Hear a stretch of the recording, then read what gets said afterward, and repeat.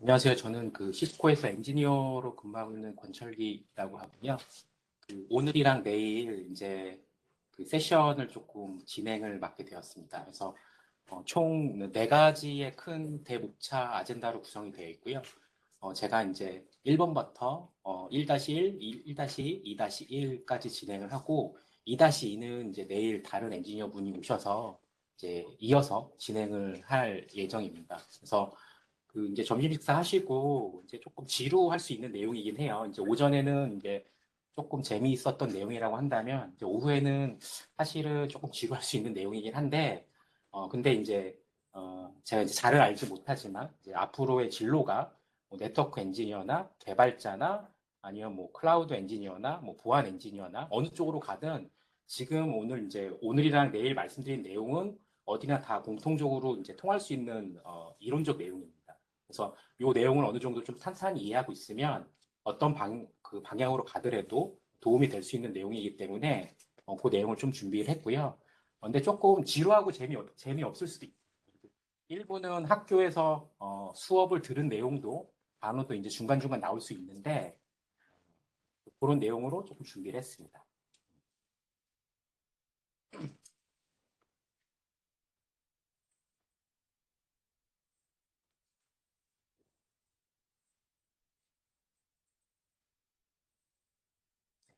일단은 오늘은 이제 두 가지의 세션을 좀 진행을 할 거고요.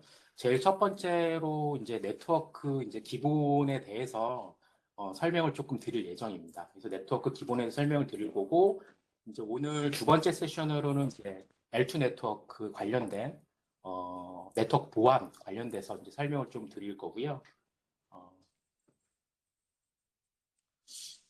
그 첫 번째 1-1의 이제 목차가 되겠습니다. 그 목차는 이제 총 6가지 정도로 부분을 조금 해서 준비를 좀 했고요. OSI 7 레이어에 대해서 조금 설명을 드리고, 그리고 네트워크 레이어에 대해 부분에 대해서 조금 더 설명을 좀 드릴 예정입니다. 그리고 랜과 웬, 그리고 VLAN에 대해서 조금 이해를 할 필요가 있고, 그리고 스위치와 라우터, 그리고 IP 주소와 서브넷 마스크. 이 단어는 지금 잘 이해가 안 되실 수 있습니다. 네. 설명을 조금 들으면 이제 이해가 되실 수 있을 것 같고요. 이 부분에 대해서 좀 이해가 필요하고, 그리고 스위치가 트래픽을 코딩하고 전달하는 그 과정에 관련되어 있는 프로토콜들, 그리고 라우터가 이제 트래픽을 전달하는 데 필요한 프로토콜, 표준 프로토콜에 대해서 조금 설명을 좀 드리도록 하겠습니다. 첫 번째는 이제 OSI 7 레이어 관련돼서 조금 설명을 좀 드리려고 이 장표를 좀 준비를 좀 했고요.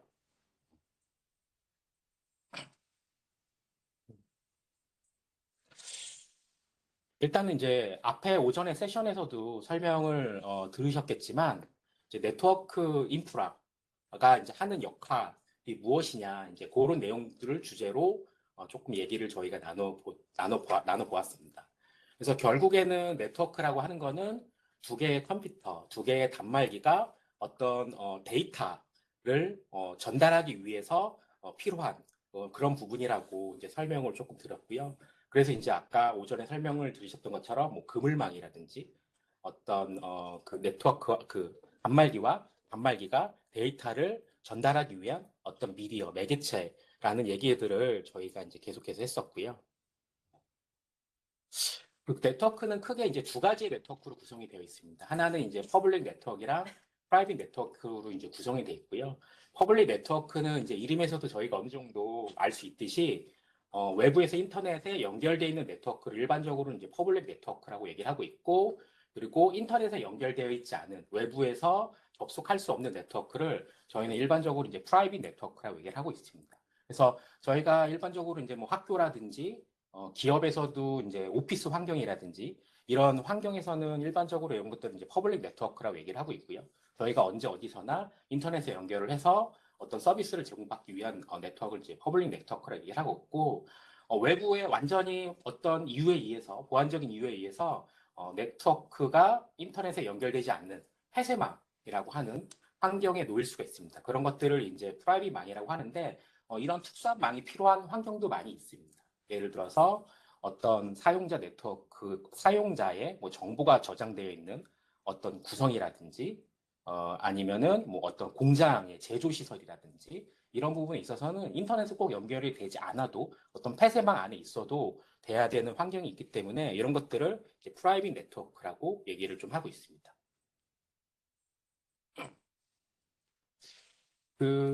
오전에 이제 설명드렸겠지만, 이제 네트워크가 있어야 되는 이유는 두 개의 단말기, 두 개의 컴퓨터가 어떤 데이터를 보내기 위한 중간에 어떤 미디어, 매개체, 뭐 그물망, 이런 그 용어로 저희가 써서 설명을 좀 드렸는데요.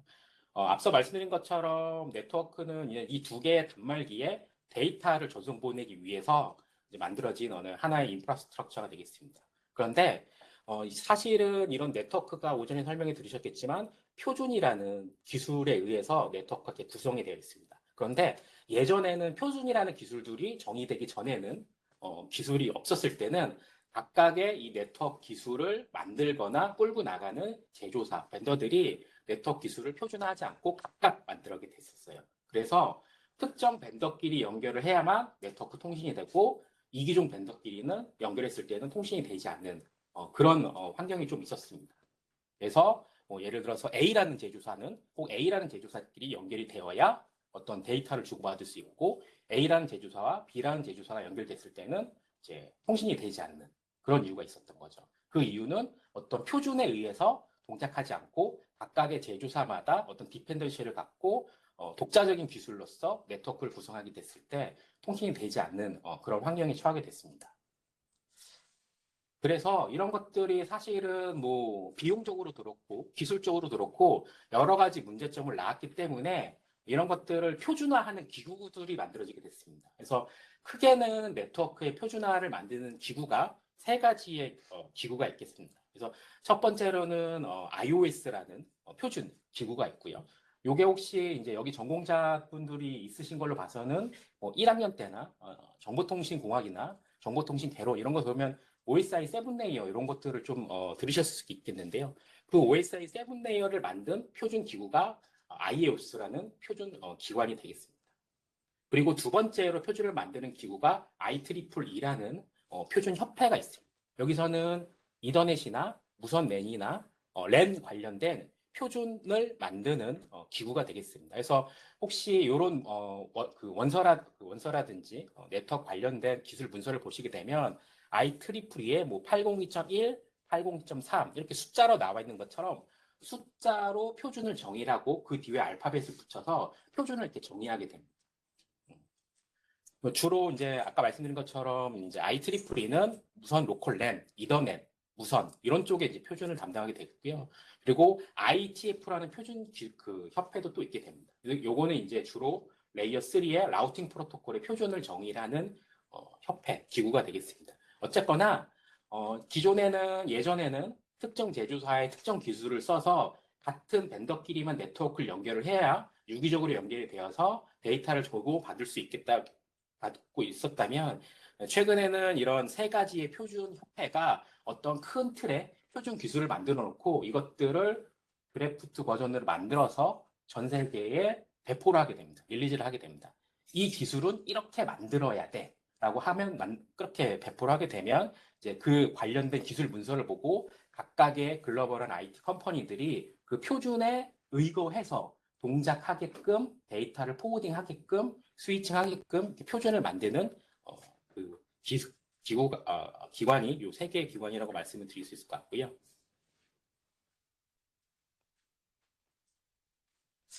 첫 번째로는 이제 OSI 7레이어 대해서 이제 설명을 조금 드리려고 이 장표를 좀 준비를 했습니다.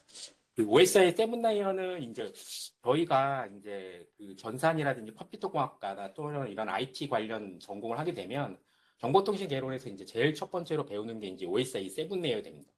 그러니까 OSI 7레이어가 나오게 된 계기는 앞서 설명드린 것처럼 어떤 데이터를 전송을 했을 때 어떤 대칭적인 구조로서 표준화 틀을 만들어야 되는 상황이 발생이 됩니다. 왜냐하면 아까 말씀드린 것처럼 그런 표준화 틀을 만들지 않으면 각각의 제조사라든지 어떤 기술을 만든 회사에서 자기만의 독자적인 통신 프로토콜을 만들어서 통신을 하게 되는데 이게 예를 들어서 이제 통신 벤더가 제조사가 바뀌게 되면 이것들이 이제 호환에 이제 문제가 생기게 됩니다. 그래서 기본적으로 이 IT에서 데이터를 코딩하기 위해서는 OS의 7레이어는 기본적인 통신 규약 틀을 만들게 되고요. 이게 1계층부터 7계층까지 구성이 되고 이걸 OSI 7레이어라고 얘기를 하게 됩니다. 그래서 보통은 1계층부터 4계층을 이제 데이터 전달 레이어라고 해서 하이 레이어라고 얘기를 하고 있고, 그리고 이제 5계층부터 6계층까지는 데이터를 생성해서 데이터를 생성하는 역할이기 때문에 상위 레이어를 얘기를 하고 있습니다.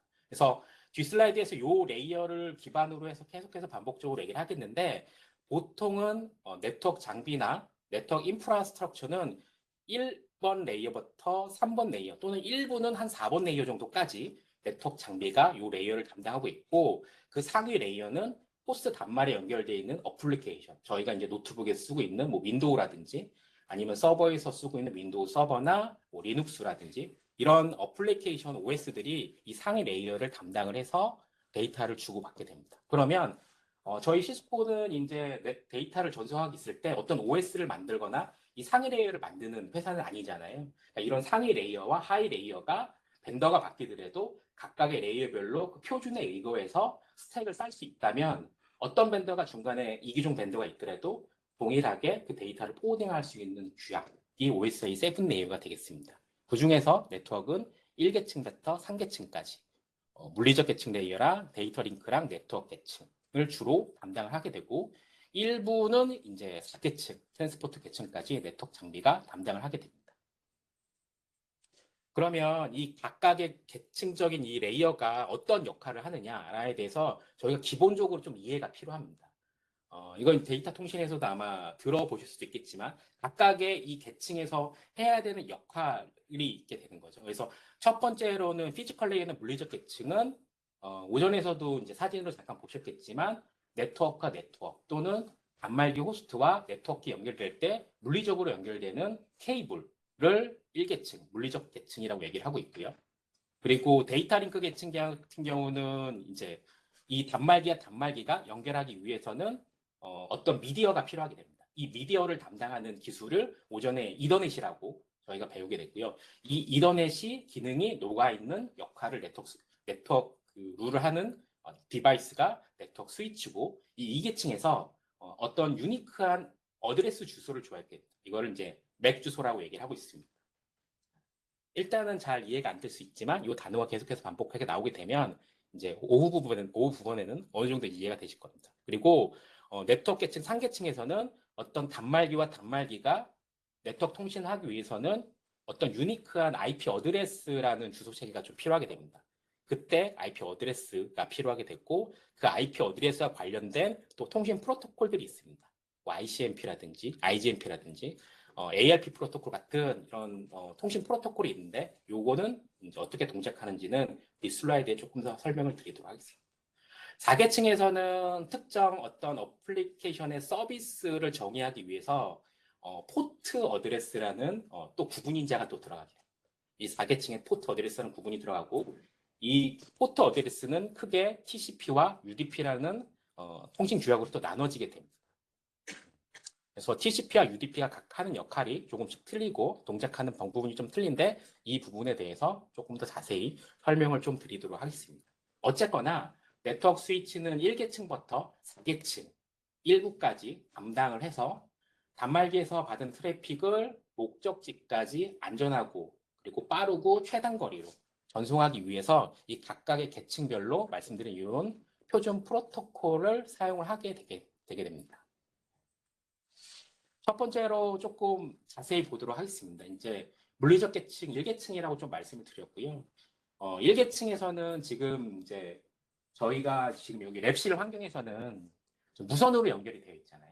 근데 이제 사실은 이제 무선보다는 이제 유선이 눈에 더 보이기 때문에 저희가 이제 더 현실 세계에서 많이 볼 수 있는 겁니다.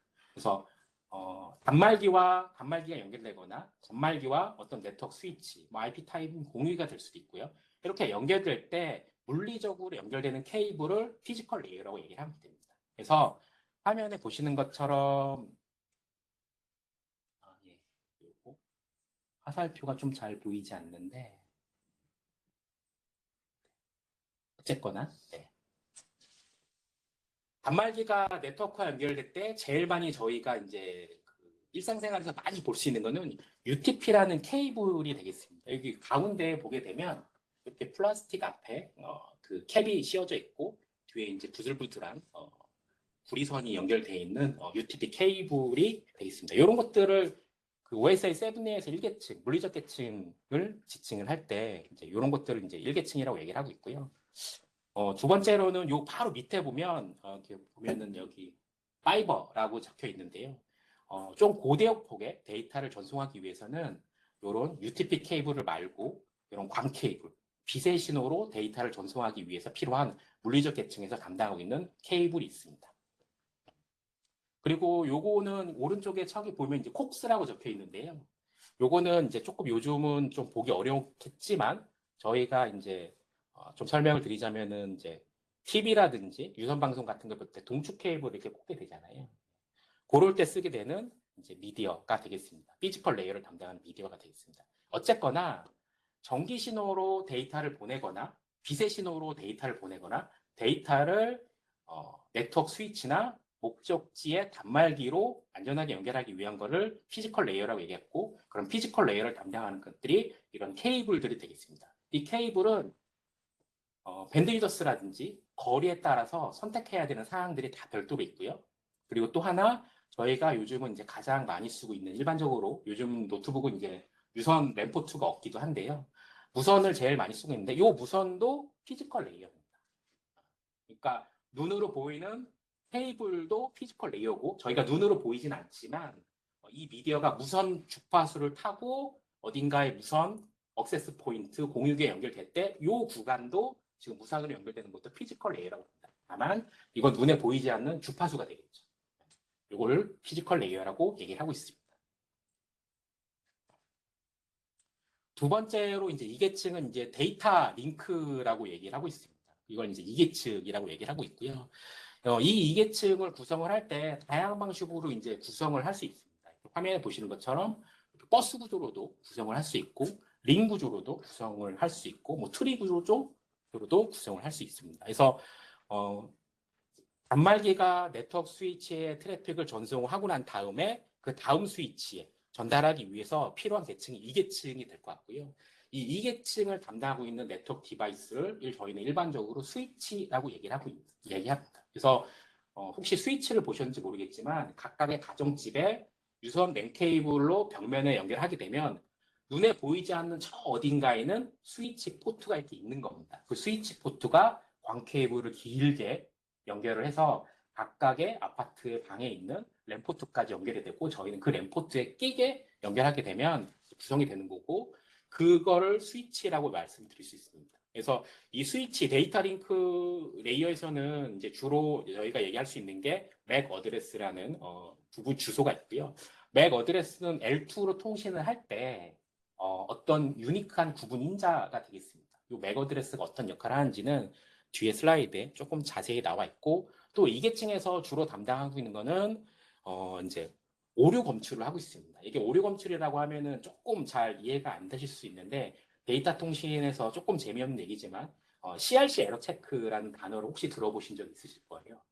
1과 0이라는 연속된 데이터가 넘어갈 때 그 특정 필드를 띄어내서 어떤 오류를 검출하기 위해서 쓰는 필드 그를 담당하는 게 이계층이라고 얘기를 할 수 있습니다. 정확하게는 이제 FCS 필드라는 부분이 있고 이 FCS라는 필더에 데이터의 특정 필드를 띄어서 숫자 0과 1이라는 조합을 넣게 되고 그 숫자가 뭔가 오류가 있거나 변환이 있으면 이건 뭔가 정상적인 데이터가 아니다라고 해서 재전송 요청을 하게 되거든요. 네.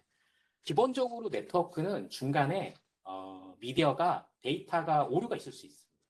왜곡이 일어날 수 있습니다. 그런 것들을 방지하기 위해서 오류 검출을 하고 있는 레이어가 2계층이다라고 얘기할 수 있고 이 2계층에서 목적지로 데이터 트래픽을 전송하기 위해서는 프레임을 전송하기 위해서는 맥 어드레스란 유니크한 구분 인자를 가진다라고 일단 이해를 해주시면 좋을 것 같아요. 좀 재미없죠. 근데 이게 재미없는데 요거를 좀 이해가 필요합니다. 요 이해가 조금 되어야 이제 앞으로 이제 어떻게 나갔을지 잘 제가 알 수는 없지만 아까 말씀드린 것처럼 네트워크 엔지니어나 서버 엔지니어나 심지어는 개발자에서 만약에 그 소켓 통신, IP 통신을 하기 위한 개발자가 된다라고 한다면 요 내용에 백그라운드가 있어야 올바르게 코딩을 하실 수 있으십니다. 조금 어렵고 지루하긴 한데 좀 그렇습니다. 예. 건강에 좋다라고 생각하고 예. 제 위원회 내용은 조금 그렇게 들어주시면 될 것 같고 밥 먹고 오후 시간이 매우 졸립니다. 이게 사실은 저도 발표나 어떤 교육, 트레이닝 이런 것들을 많이 하면 오후 시간은 참 힘들어요. 어떤 내용을 하더라도 졸리고 참 힘든데 어쩔 수 없습니다. 네, 조금 잘 참고 따라와 주시면 좋을 것 같습니다. 3계층은 이제 네트워크 계층이라고 해서 스위치에서 전달받은 어떤 데이터를 또 다른 어떤 리모트에 있는 네트워크로 전달하기 위해서 사용하고 있는 레이어입니다. 이 3계층에서는 스위치가 아니라 라우터라는 오전에 기억나실지 모르지만 아이콘 중에 이렇게 동그랗게 그려져 있는 아이콘이 있었는데 걔를 이제 라우터라고 일본적으로 직칭을 하는데 라우터라는 아이가 주로 동작을 하는 룰을 역할을 하는 그런 계층이 이제 3계층이 될 거고요. 이때는 맥 어드레스라는 구분자를 사용하지 않고 IP 어드레스라는 구분자를 사용하게 됩니다. IP 어드레스는 그래도 좀 익숙하시죠. 저희가 노트북이나 PC에서 사용되고 있는 어떤 하나의 네트워크에서 유니크한 구분 인자, 목적지를 찾아가기 위해서 사용하는 어떤 주소와 같은 그런 주소를 저희는 IP 어드레스라고 얘기하고 있고 이 IP 어드레스가 이제 32비트로 구성이 되어 있습니다. 32비트로 구성이 되어 있고 이 슬라이드에서 이 IP 어드레스에서 대해서 다시 한번 또 중요하게 말씀을 드리도록 하겠습니다. 이 중요한 부분이기 때문에 설명을 좀 드리도록 하겠습니다. 그 다음에 이제 4계층이 되겠습니다. 4계층에서는 아까 말씀드린 것처럼 두 가지의 통신 프로토콜이 사용한다고 말씀드렸고 첫 번째로는 TCP라는 통신 프로토콜을 사용한다고 말씀드렸고 두 번째로는 UDP라는 통신 프로토콜을 사용하게 됩니다. 그래서 그 TCP나 UDP라는 단어를 조금 많이 들어보셨을 수도 있을 것 같은데요. TCP와 UDP를 사용하는 각각의 차이점과 이유가 좀 있습니다. 그래서 대용량의 트래픽을 어떤 네고시에이션 없이 많은 데이터를 한 번에 전달하기 위해서는 그냥 UDP라는 일반적인 통신 프로토콜을 사용하고요. TCP 같은 경우는 데이터를 전송하기 전에 TCP 3웨이 핸드쉐이크라는 절차를 수행을 해서 소스와 목적지가 네트워크가 안전하게 연결이 되어 있다는 사항을 확인을 하고 그리고 데이터를 전송하게 됩니다. 그래서 이런 차이 때문에 사용하고 있는 어플리케이션에 따라서 어떨 때는 TCP를 쓰는 어플리케이션도 있고 어떨 때는 UDP를 쓰는 어플리케이션도 있습니다. 저희가 가장 흔하게 일상생활에서 이제 볼 수 있는 거는 집에서 이제 IPTV 같은 거 보시잖아요. 아니면 유튜브 같은 거 보시잖아요. 그런 것들은 다 데이터가 전송될 때 UDP 스트리머로 데이터가 전송됩니다. 그래서 만약에 중간 네트워크가 끊기거나 케이블을 잠깐 끊었다 이렇게 딱 연결하면 화면이 잠깐 멈췄다가 그 다음 프레임으로 확 넘어가 버리잖아요. 중간에 패킷이 로스나더라도 그냥 그렇게 쭉 가는 겁니다. 그래서 이런 멀티패스 서비스, 화상회의 서비스 이런 것들이 다 UDP 통신하게 되고 그것보다 조금 안전하게 중간에 트래픽이 로스나면 안 돼. 뭔가 이런 서비스 프로토콜 같은 경우는 TCP를 사용하게 됩니다. 오늘 오후에 이제 배울 내용 중에서 SSH라는 통신 프로토콜이 있는데 이 SSH는 중간에 패킷이 유실되면 안 되거든요. 안 되는 이유에 대해서는 설명을 드리고 그럴 때는 TCP를 사용합니다. 3웨이 핸드쉐이크를 이용해서 소스와 목적지가 3웨이 핸드쉐이크 3번의 신호를 주고받아서 이 소켓 통신은 안전하다. 그리고 난 다음에 데이터를 10개만 보내라고 하면 10개를 보내고 나 10개 잘 받았어 라고 하면 그 다음 11번부터 20번까지 데이터를 보내는 방식으로 좀 처리가 되고요. 그렇기 때문에 TCP를 사용하면 아무래도 뭐 CPU라든지 리소스를 더 많이 사용하게 되죠. 엔드 단말들이. 어쨌거나 레이어 4에서는 TCP와 UDP라는 통신 프로토콜을 사용한다라고 좀 이해를 해주시면 될 것 같아요.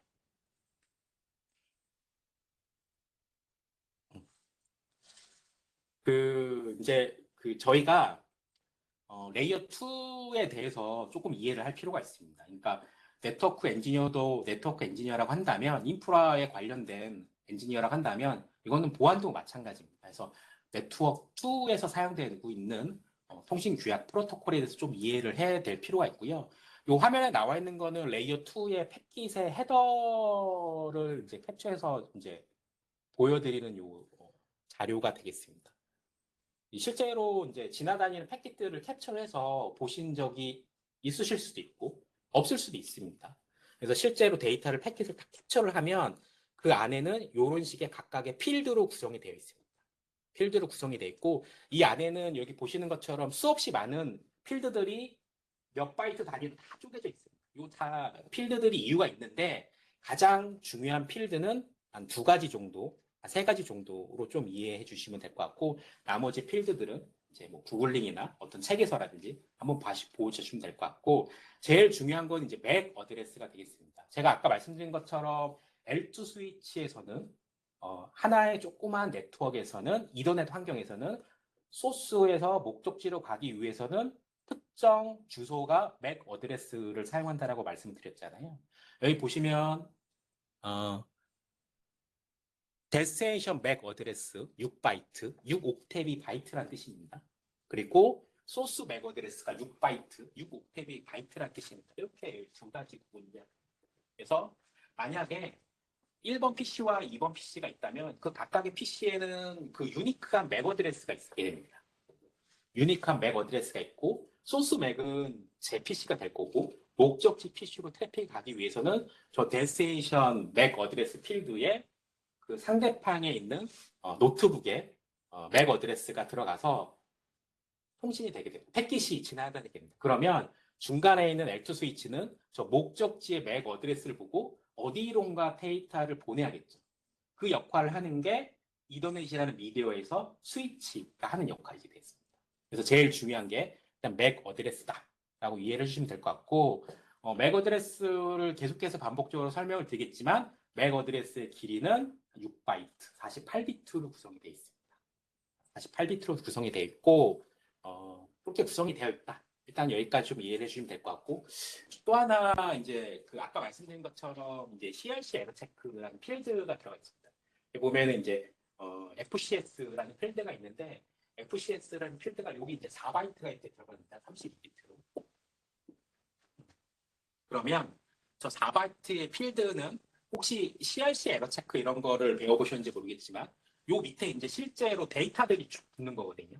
내가 어떤 목적지로 동영상 파일을 본다거나 아니면 이메일을 보내면 이메일이 이제 저 밑에 데이터가 쫙 붙게 됩니다. 그러면 저 데이터 필드의 특정 영역을 샘플링을 해서 저 CRC 코드에 이진수로 변경을 해서 넣게 됩니다. 그러면 소스와 데스티네이션에 받았을 때 저 CRC 값이 동일해야 되잖아요. 근데 만약에 저 CRC 값이 오류가 있다. 받은 거랑 보내는 쪽에서 받은 거랑 틀리다.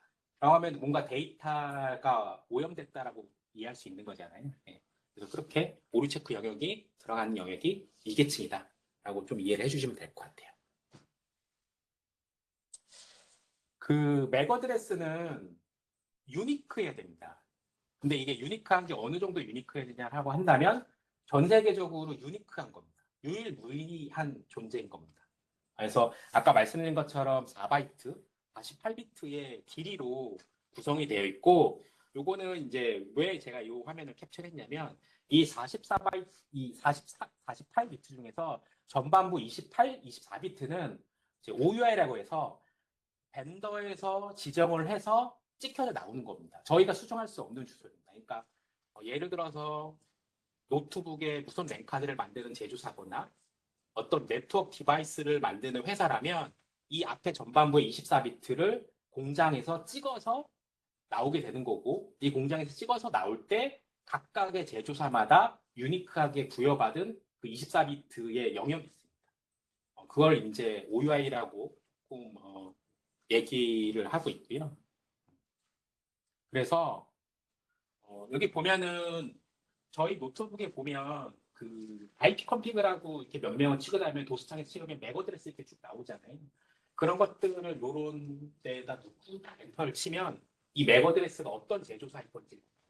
그래서 이거 보면은 요 맥 같은 경우는 삼성전자에서 만든 맥이다 이렇게 나오거든요. 그래서 설명드리고 싶은 내용은 48비트로 맥 어드레스가 구성이 되어 있고 그중에 24비트는 제조사에서 공장에서 찍어져서 나온다. 이 제조사에서 찍어서 나오는 맥 주소는 내가 변경할 수 있는 게 아니다. 무조건 그렇게 나오는 거다. 라고 좀 이해를 해주시면 될 것 같아요. 그리고 이거를 조금 유식하게는 OUI다. 라고 얘기하고 있고 OUI의 약자는 이제 오거저네이션 유니크 아이덴티파이 아이디 이렇게 되게 된다. 그러니까 어떤 그 제조 공장에 의해서 이름에 의해서 이제 딱 그 OUI 값이 지정이 된다라고 보시면 될 것 같아요. 그래서 저희 시스코 스위치나 라우터에 보면 거기도 이제 맥 어드레스가 이렇게 다 들어가 있습니다.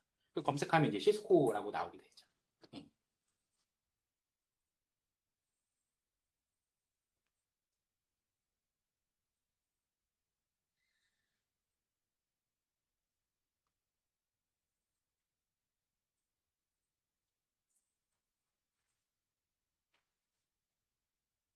페이지가 좀 잘 안 넘어가서 그 다음에 이제 레이어 3 저희가 이제 프로토콜을 조금 이해할 필요가 있어요.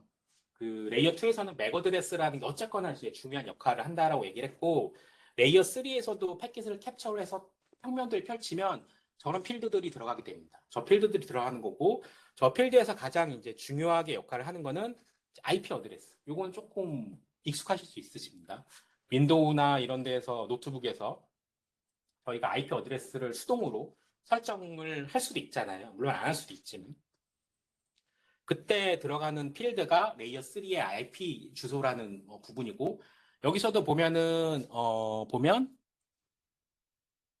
여기 중간 필드에 보면은 이제 소스 IP 어드레스와 목적지 IP 어드레스라는 필드가 들어가게 됩니다. 그래서 어떤 특정 소스 단말기에서 목적지 단말로 갔을 때 내 IP와 목적지 IP가 들어가는 필드가 이제 소스 어드레스와 목적지 데스티네이션 IP 어드레스 필드로 구성이 되게 됩니다. 얘는 이제 32비트로 구성이 되어 있고요. 예. 네트워크 안에서는 유니크 해야 됩니다. 네트워크 안에서는 유니크 해야 되고, 그럼 네트워크 바깥쪽에서는 유니크하지 않아야 되느냐? 그거는 조금 뒤에 설명을 좀 자세히 드리도록 하겠습니다. 그리고 또 하나 저희가 이제 많이 이제 좀 이해를 할 필요가 있는 게 많은 필드도 있지만 중간에 보면은 이제 타임 투 라이브라고 해서 TTL이라는 필드가 있게 됩니다. 혹시 이제 노트북이나 이런 데에서 도스창에서 핑이라는 명령어를 치게 되잖아요. 저희가 인터넷이 연결이 된다, 안 된다 이런 것들을 좀 직관적으로 이야기해서 보면 그 핑이라는 프로토콜을 탁 치게 되면 뒤에 보면 TTL 값이라고 해서 255라고 해서 나오는 숫자가 있는데 그 숫자가 사실은 의미가 있는 숫자이긴 합니다. 그래서 이 숫자의 의미는 특정 목적지를 가기 위해서 중간에 네트워크 스위치를 하나 건너갈 때마다 이 TTL 값이 하나씩 줄게 됩니다. 그리고 마지막에 255까지 갔는데도 목적지에 도착하지 않는다면 중간에 있는 네트워크 스위치가 그 패킷을 그냥 드랍해버립니다. 그 용도로 쓰는 게 이제 타임 투 라이브로 해서 TTL이라고 쓰게 되는 거고 요런 TTL을 쓰는 이유는 목적지를 찾아갈 수 없는 패킷이 있을 수도 있잖아요. 네, 있을 수 있습니다. 왜 있을 수 있는지는 뒤에 슬라이드 좀 설명을 드리는데 그런 것들을 네트워크망에 그 패킷을 그냥 무한대로 계속 둘 수가 없습니다. 그럼 중간에 255개나 거쳐서 라우터들을 스위치를 돌아다녔는데 목적지를 찾아갈 수 없기 때문에 그 패킷은 그냥 중간에서 폐기해 버린다. 그런 용도로 사용하는 필드가 TT의 그 필드가 되겠습니다. 그 밖에도 사실은 많은 필드가 있는데 이런 것들은 사실은 단시간에 좀 이해하기는 어려운데 가장 중요한 부분에 대해서 설명을 드렸었고요.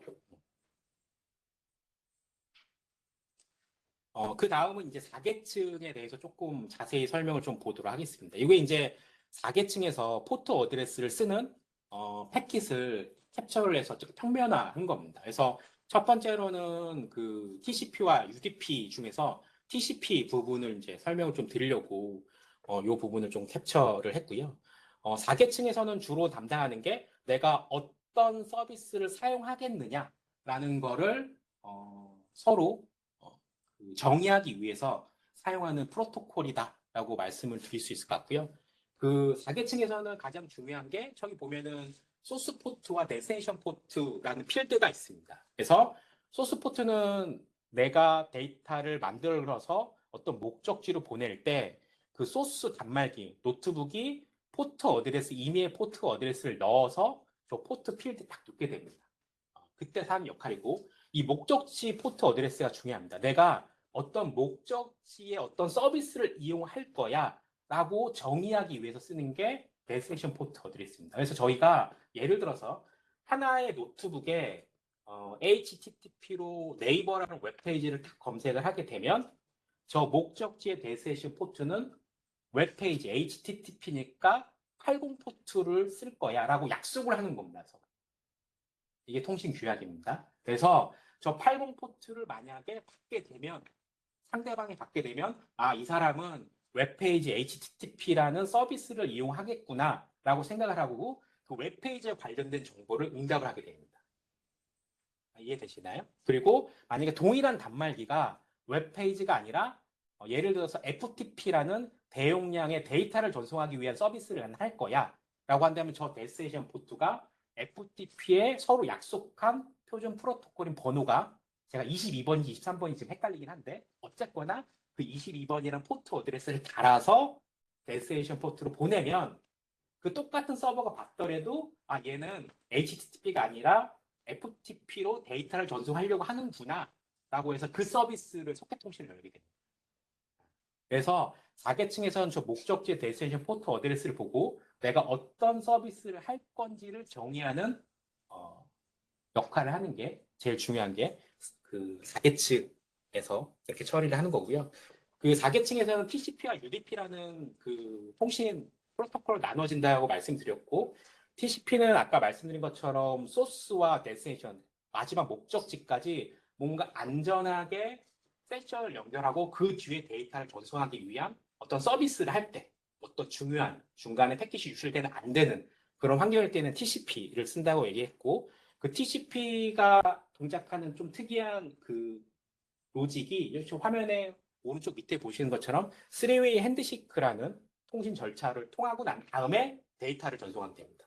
이 3웨이 핸드쉐이크를 하고 난 다음에 안전하게 이 소켓 통신이 연결되어 있는 걸 확인하고 내가 한 번에 데이터를 몇 개씩 보낼 거야 라고 서로 네고시에이션을 하게 됩니다. 그러면 그 데이터를 보내고 난 다음에 다시 에크를 받아야 다시 그 다음에 데이터를 보내는 방식으로 할 때 TCP를 사용하게 되겠고요.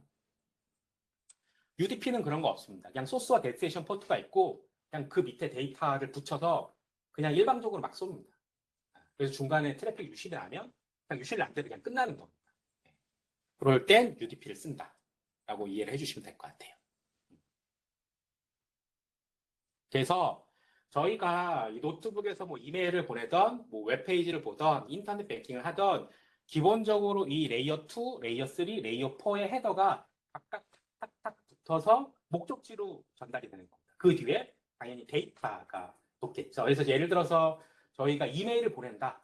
그리고 그 이메일 주소를 누구한테 목적지한테 보낸다. 라고 하면 그 이메일 주소의 목적지에 맞게 저 맥 어드레스의 목적지 데스티네이션 맥 어드레스와 L3 헤더의 목적지 IP 어드레스 헤더가 기입이 되어서 그리고 저 레이어 4계층의 목적지 데스티네이션 포트에 내가 어떤 서비스를 쓸 거야 라는 포트가 딱 정의가 돼서 그 뒤에 데이터가 쫙 붙어서 데이터가 날아가는 거예요. 이런 구조로 데이터가 엔드에서 엔드로 전송이 되게 됩니다.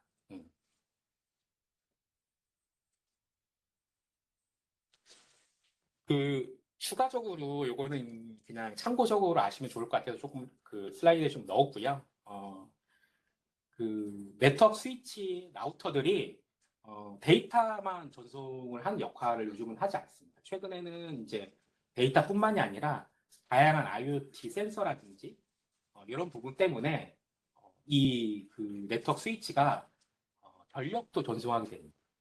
전력도 전송하게 되고 그래서 뭐 지금 보시게 되면은 저기 이렇게 천장 위에 달려 있는 게 이제 IP 타임 같은 무선 공유기 역할을 하는 억세스 포인트라는 역할을 하는 장비인데 저기 보시게 되면은 천장에 달려 있는데 그냥 UTP 케이블 하나만 연결이 되어 있잖아요.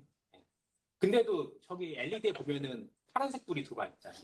저기 전기가 공급됩니다. 그래서 저 UTP 케이블을 통해서 전력도 공급할 수 있다. 요즘은 네트워크 스위치가 그렇게 좀 이해를 해주시면 될 것 같고 이런 것들을 이제 조금 이제 전문적으로 PoE라고 얘기를 합니다.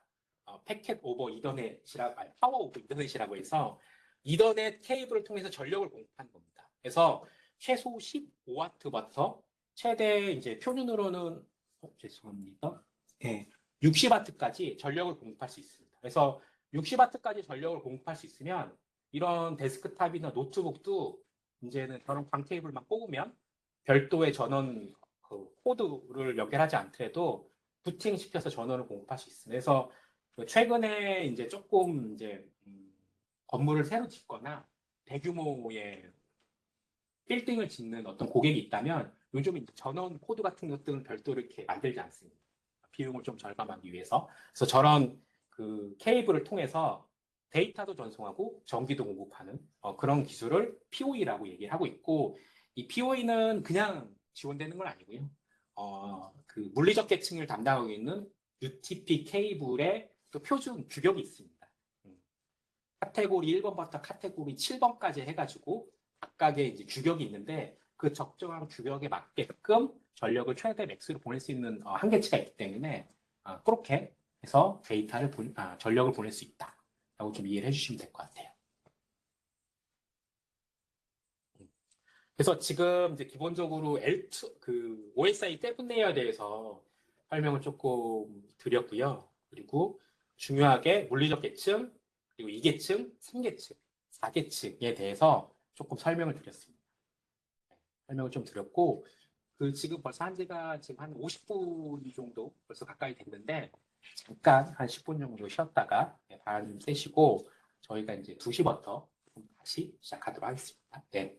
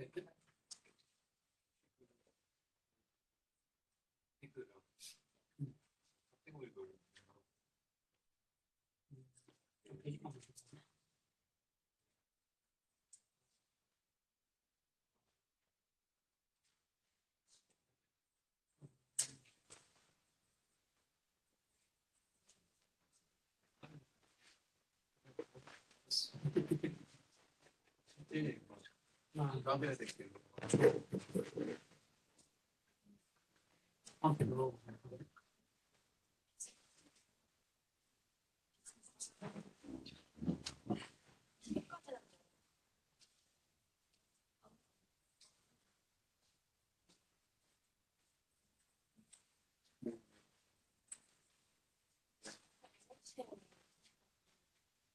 GPT가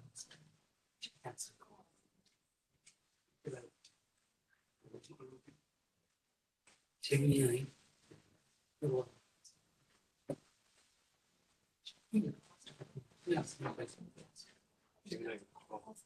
비슷해 비슷해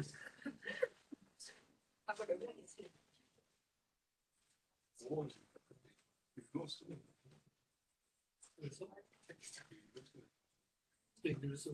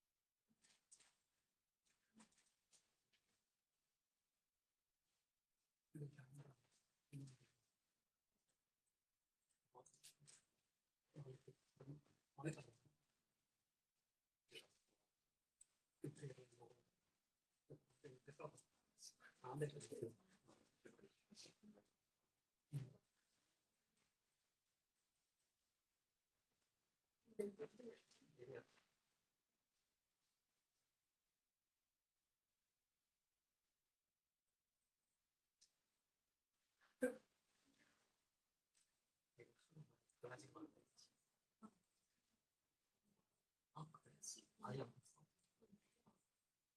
재밌는 거 같아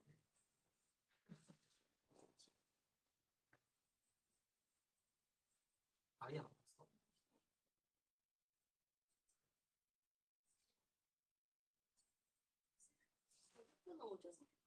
그치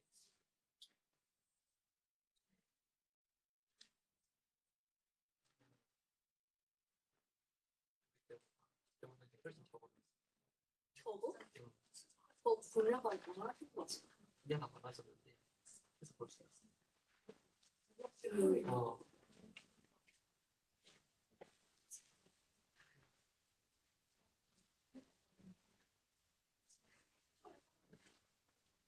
뭔가 내 생각을 못해요.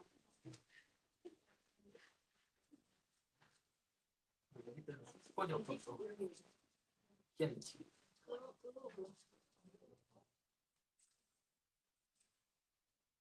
조형 같은 거 좋아했어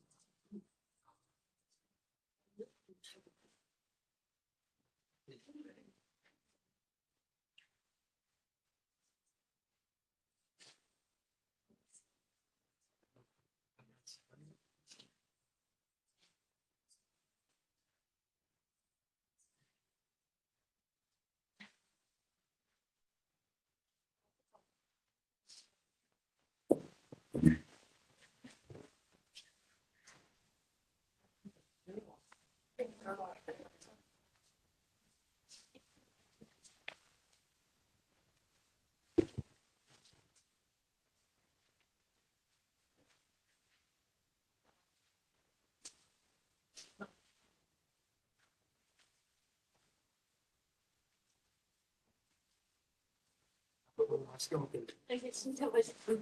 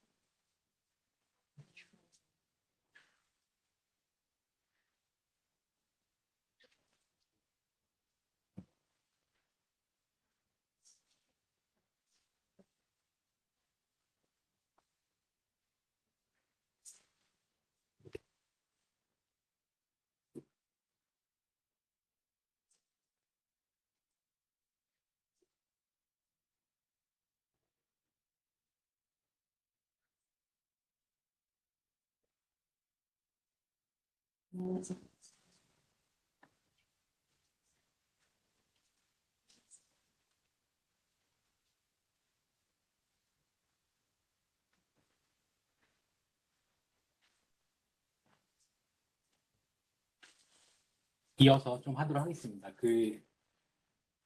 저희가 예, 오늘이랑 내일 이틀 동안 좀 진행을 하는데 할 내용이 좀 많습니다.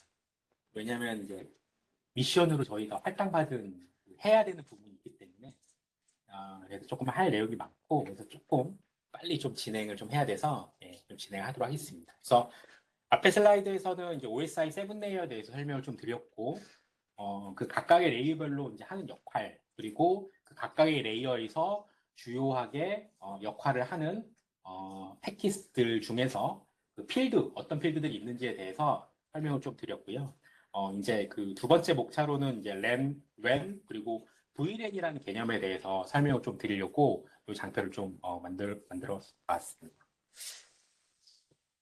일단은 어떤 그 데이터를 전송하기 위해서 그 통신의 이제 주체라고 해야 될까요? 그 주체 역할을 하는 부분이 있습니다. 이게 이제 만약에 노트북이다, 컴퓨터다라고 한다면 이제 통신의 이제 주체 역할을 하는 거는 네트워크 랜카드가 되겠습니다. NIC가 될 것 같고요. 이 NIC의 통신의 주체가 되는 아까 말씀드린 레이어 2에서 연결되는 맥 어드레스라든지 그리고 레이어 3를 담당하고 있는 IP 어드레스라든지 그리고 레이어 1을 담당하고 있는 물리적 케이블이 직접적으로 연결되는 인터페이스 역할을 하는 게 랜 인터페이스다. 랜 카드다. NIC 카드다. 라고 좀 이해를 해주시면 될 것 같고 이 NIC 카드에는 두 개의 저희가 유니크한 주소가 있다고 제가 말씀드렸습니다. 첫 번째로는 레이어 2를 담당하고 있는 맥 어드레스라는 구분 인자, 유니크한 주소를 가지고 있고요. 그리고 레이어 3 통신을 위해서는 IP 어드레스라는 구분 인자를 가지고 있다고 말씀드렸고 이 맥 어드레스는 48비트로 구성이 되어 있는데 이 앞에 전반부의 24비트는 특정 제조사별로 그 맥 어드레스가 공장에서 찍혀 나온다라고 말씀을 드렸고요. 그 주소를 검색을 하면 그 네트워크 랜카드라든지 그 네트워크 디바이스를 만든 제조사 명이 나온다라고 말씀드렸습니다. 그래서 이것들은 이 맥 어드레스는 공장에서 찍혀져서 나오는 거기 때문에 저희가 이거를 별도로 수정을 하거나 바꿀 수 있는 영역이 아닙니다. 그러면 맥 어드레스는 24비트의 전반부는 공장에서 찍혀 나오고 그럼 뒷부분에 있는 24비트는 수정할 수 있는 거 아닌가요? 라고 질문을 하실 수 있는데 이 뒷부분도 저희가 수정할 수 있는 영역은 아닙니다. 일반적으로 저희가 이걸 수정하거나 그럴 수 없고 그냥 공장에서 나올 때부터 유니크한 주소로 구성이 되어 있고 이게 48비트로 구성이 되어 있다. 그 중에 24비트의 전반부는 특정 제조사별로 딱딱딱 지정을 받아서 구성이 되어 있다라고 이해를 해주시면 될 것 같고, 레이어 3를 담당하는 건 이제 IP 주소가 되겠습니다. IP 주소는 이제 설정을 저희가 바꿀 수 있죠. 노트북에서 IP 어드레스를 수동으로 설정을 하는 것도 가능하고, 물론 뭐 DHCP라는 또 그 별도의 솔루션이 있어서 단말기들이 연결될 때마다 IP 주소를 자동으로 할당해주는 그런 시스템들도 있는데, 어쨌거나 수동으로 IP 주소를 내가 원하는 IP 주소로 넣을 수 있다라는 게 IP 어드레스다라고 해서 보면, 하나의 인터페이스 V카드에는 하나의 맥 어드레스와 하나의 IP 어드레스가 구성이 되어 있다라고 이해를 해주시면 될 것 같고, 데이터가 전송될 때마다 레이어 2 헤더에는 맥 어드레스가 들어가고 레이어 3 헤더에는 IP 어드레스가 들어가서 뒤에 데이터 헤더를 탁 붙여서, 중간에 물론 4계층의 트랜스포트 계층 포트 어드레스 넣는 필드가 있지만 그건 잠깐 생략하고 뒤에 데이터를 탁 붙여서 네트워크 스위치한테 전달을 하는 겁니다. PC가. 그렇게 되면 그 중간에 있는 헤더들을 보고 얘는 어디로 보내야 되겠구나라는 거를 네트워크 디바이스들이 이제 이해를 하고 데이터를 그 다음 네트워크 스위치나 목적지의 데스크탑 단말기한테 보내게 되는 거죠. 아까 말씀드린 것처럼 4계층에서는 특정 어플리케이션을 이제 우리가 약속하는 겁니다. 그래서 아까 말씀드린 것처럼 제일 쉬운 걸로는 저희가 웹을 많이 쓰잖아요. 웹을 많이 쓸 때는 우리 약속을 하는 겁니다. 데스티네이션 포트는 80번이라는 포트를 써서 서비스를 하겠다라고 한다면, 이 80번이라는 포트를 받아서 있는 서버 쪽에서는 이 사람이 HTTP라는 웹을 사용하는 거구나, 이 서비스를 사용하는 거구나, 이거에 대한 응답을 줘야겠구나, 서로 약속을 하는 겁니다. 그래서 각각의 어플리케이션별로 통신 프로토콜은 서로 약속을 하게 됩니다. 몇 번 쓰는지. 그래서 사전에 그게 표준으로 이렇게 정의가 돼 있고요. 그래서 사전에 표준화가 정의돼 있고, 그 사전에 표준에 정의가 되어 있지 않는 남아있는 포트 어드레스 대역도 있습니다. 그래서 그 레이어 4계층의 포트 어드레스는 1번부터 65,000번까지 포트 어드레스를 쓸 수 있고, 이 포트 어드레스의 목적지는 서로 약속을 해서 쓰는 거다라고 말씀을 드릴 수 있고, 그럼 약속하지 않은 남아있는 포트 어드레스는 소스 인터페이스에 쓰는 겁니다. 그래서 일반적으로는 윈도우라든지 리눅스가 예를 들어서 네이버의 포털의 웹에 접속하게 되면 목적지는 80 포트로 약속을 한 거니까 찍지만, 자신의 소스 포트의 포트 어드레스는 1번부터 65,000번까지 중에서 랜덤하게 하나를 지정을 해서 데이터를 전송하게 됩니다. 다만 그 랜덤하게 지정될 때 아까 얘기했던 대로 사전에 약속한 포트 어드레스는 사용하지 않고 그 외의 포트를 랜덤하게 집어서 쓰게 됩니다. 근데 예를 들어서 개발자가 소켓통신을 할 때 나는 이런 랜덤하게 쓰지 않고 소스 포트도 특정 포트 하나만 딱 지정해서 코드를 개발할 수도 있잖아요. 예. 그러면 사고가 납니다. 물론 랩 환경에서는 별 문제가 없을 수 있지만 실제 라이브 환경에 가게 되면 이제 그런 것들이 사고가 나게 되는 거고, 왜 사고가 나는지는 뒤에 슬라이드에서 계속해서 이어서 좀 설명을 좀 드리도록 하겠습니다.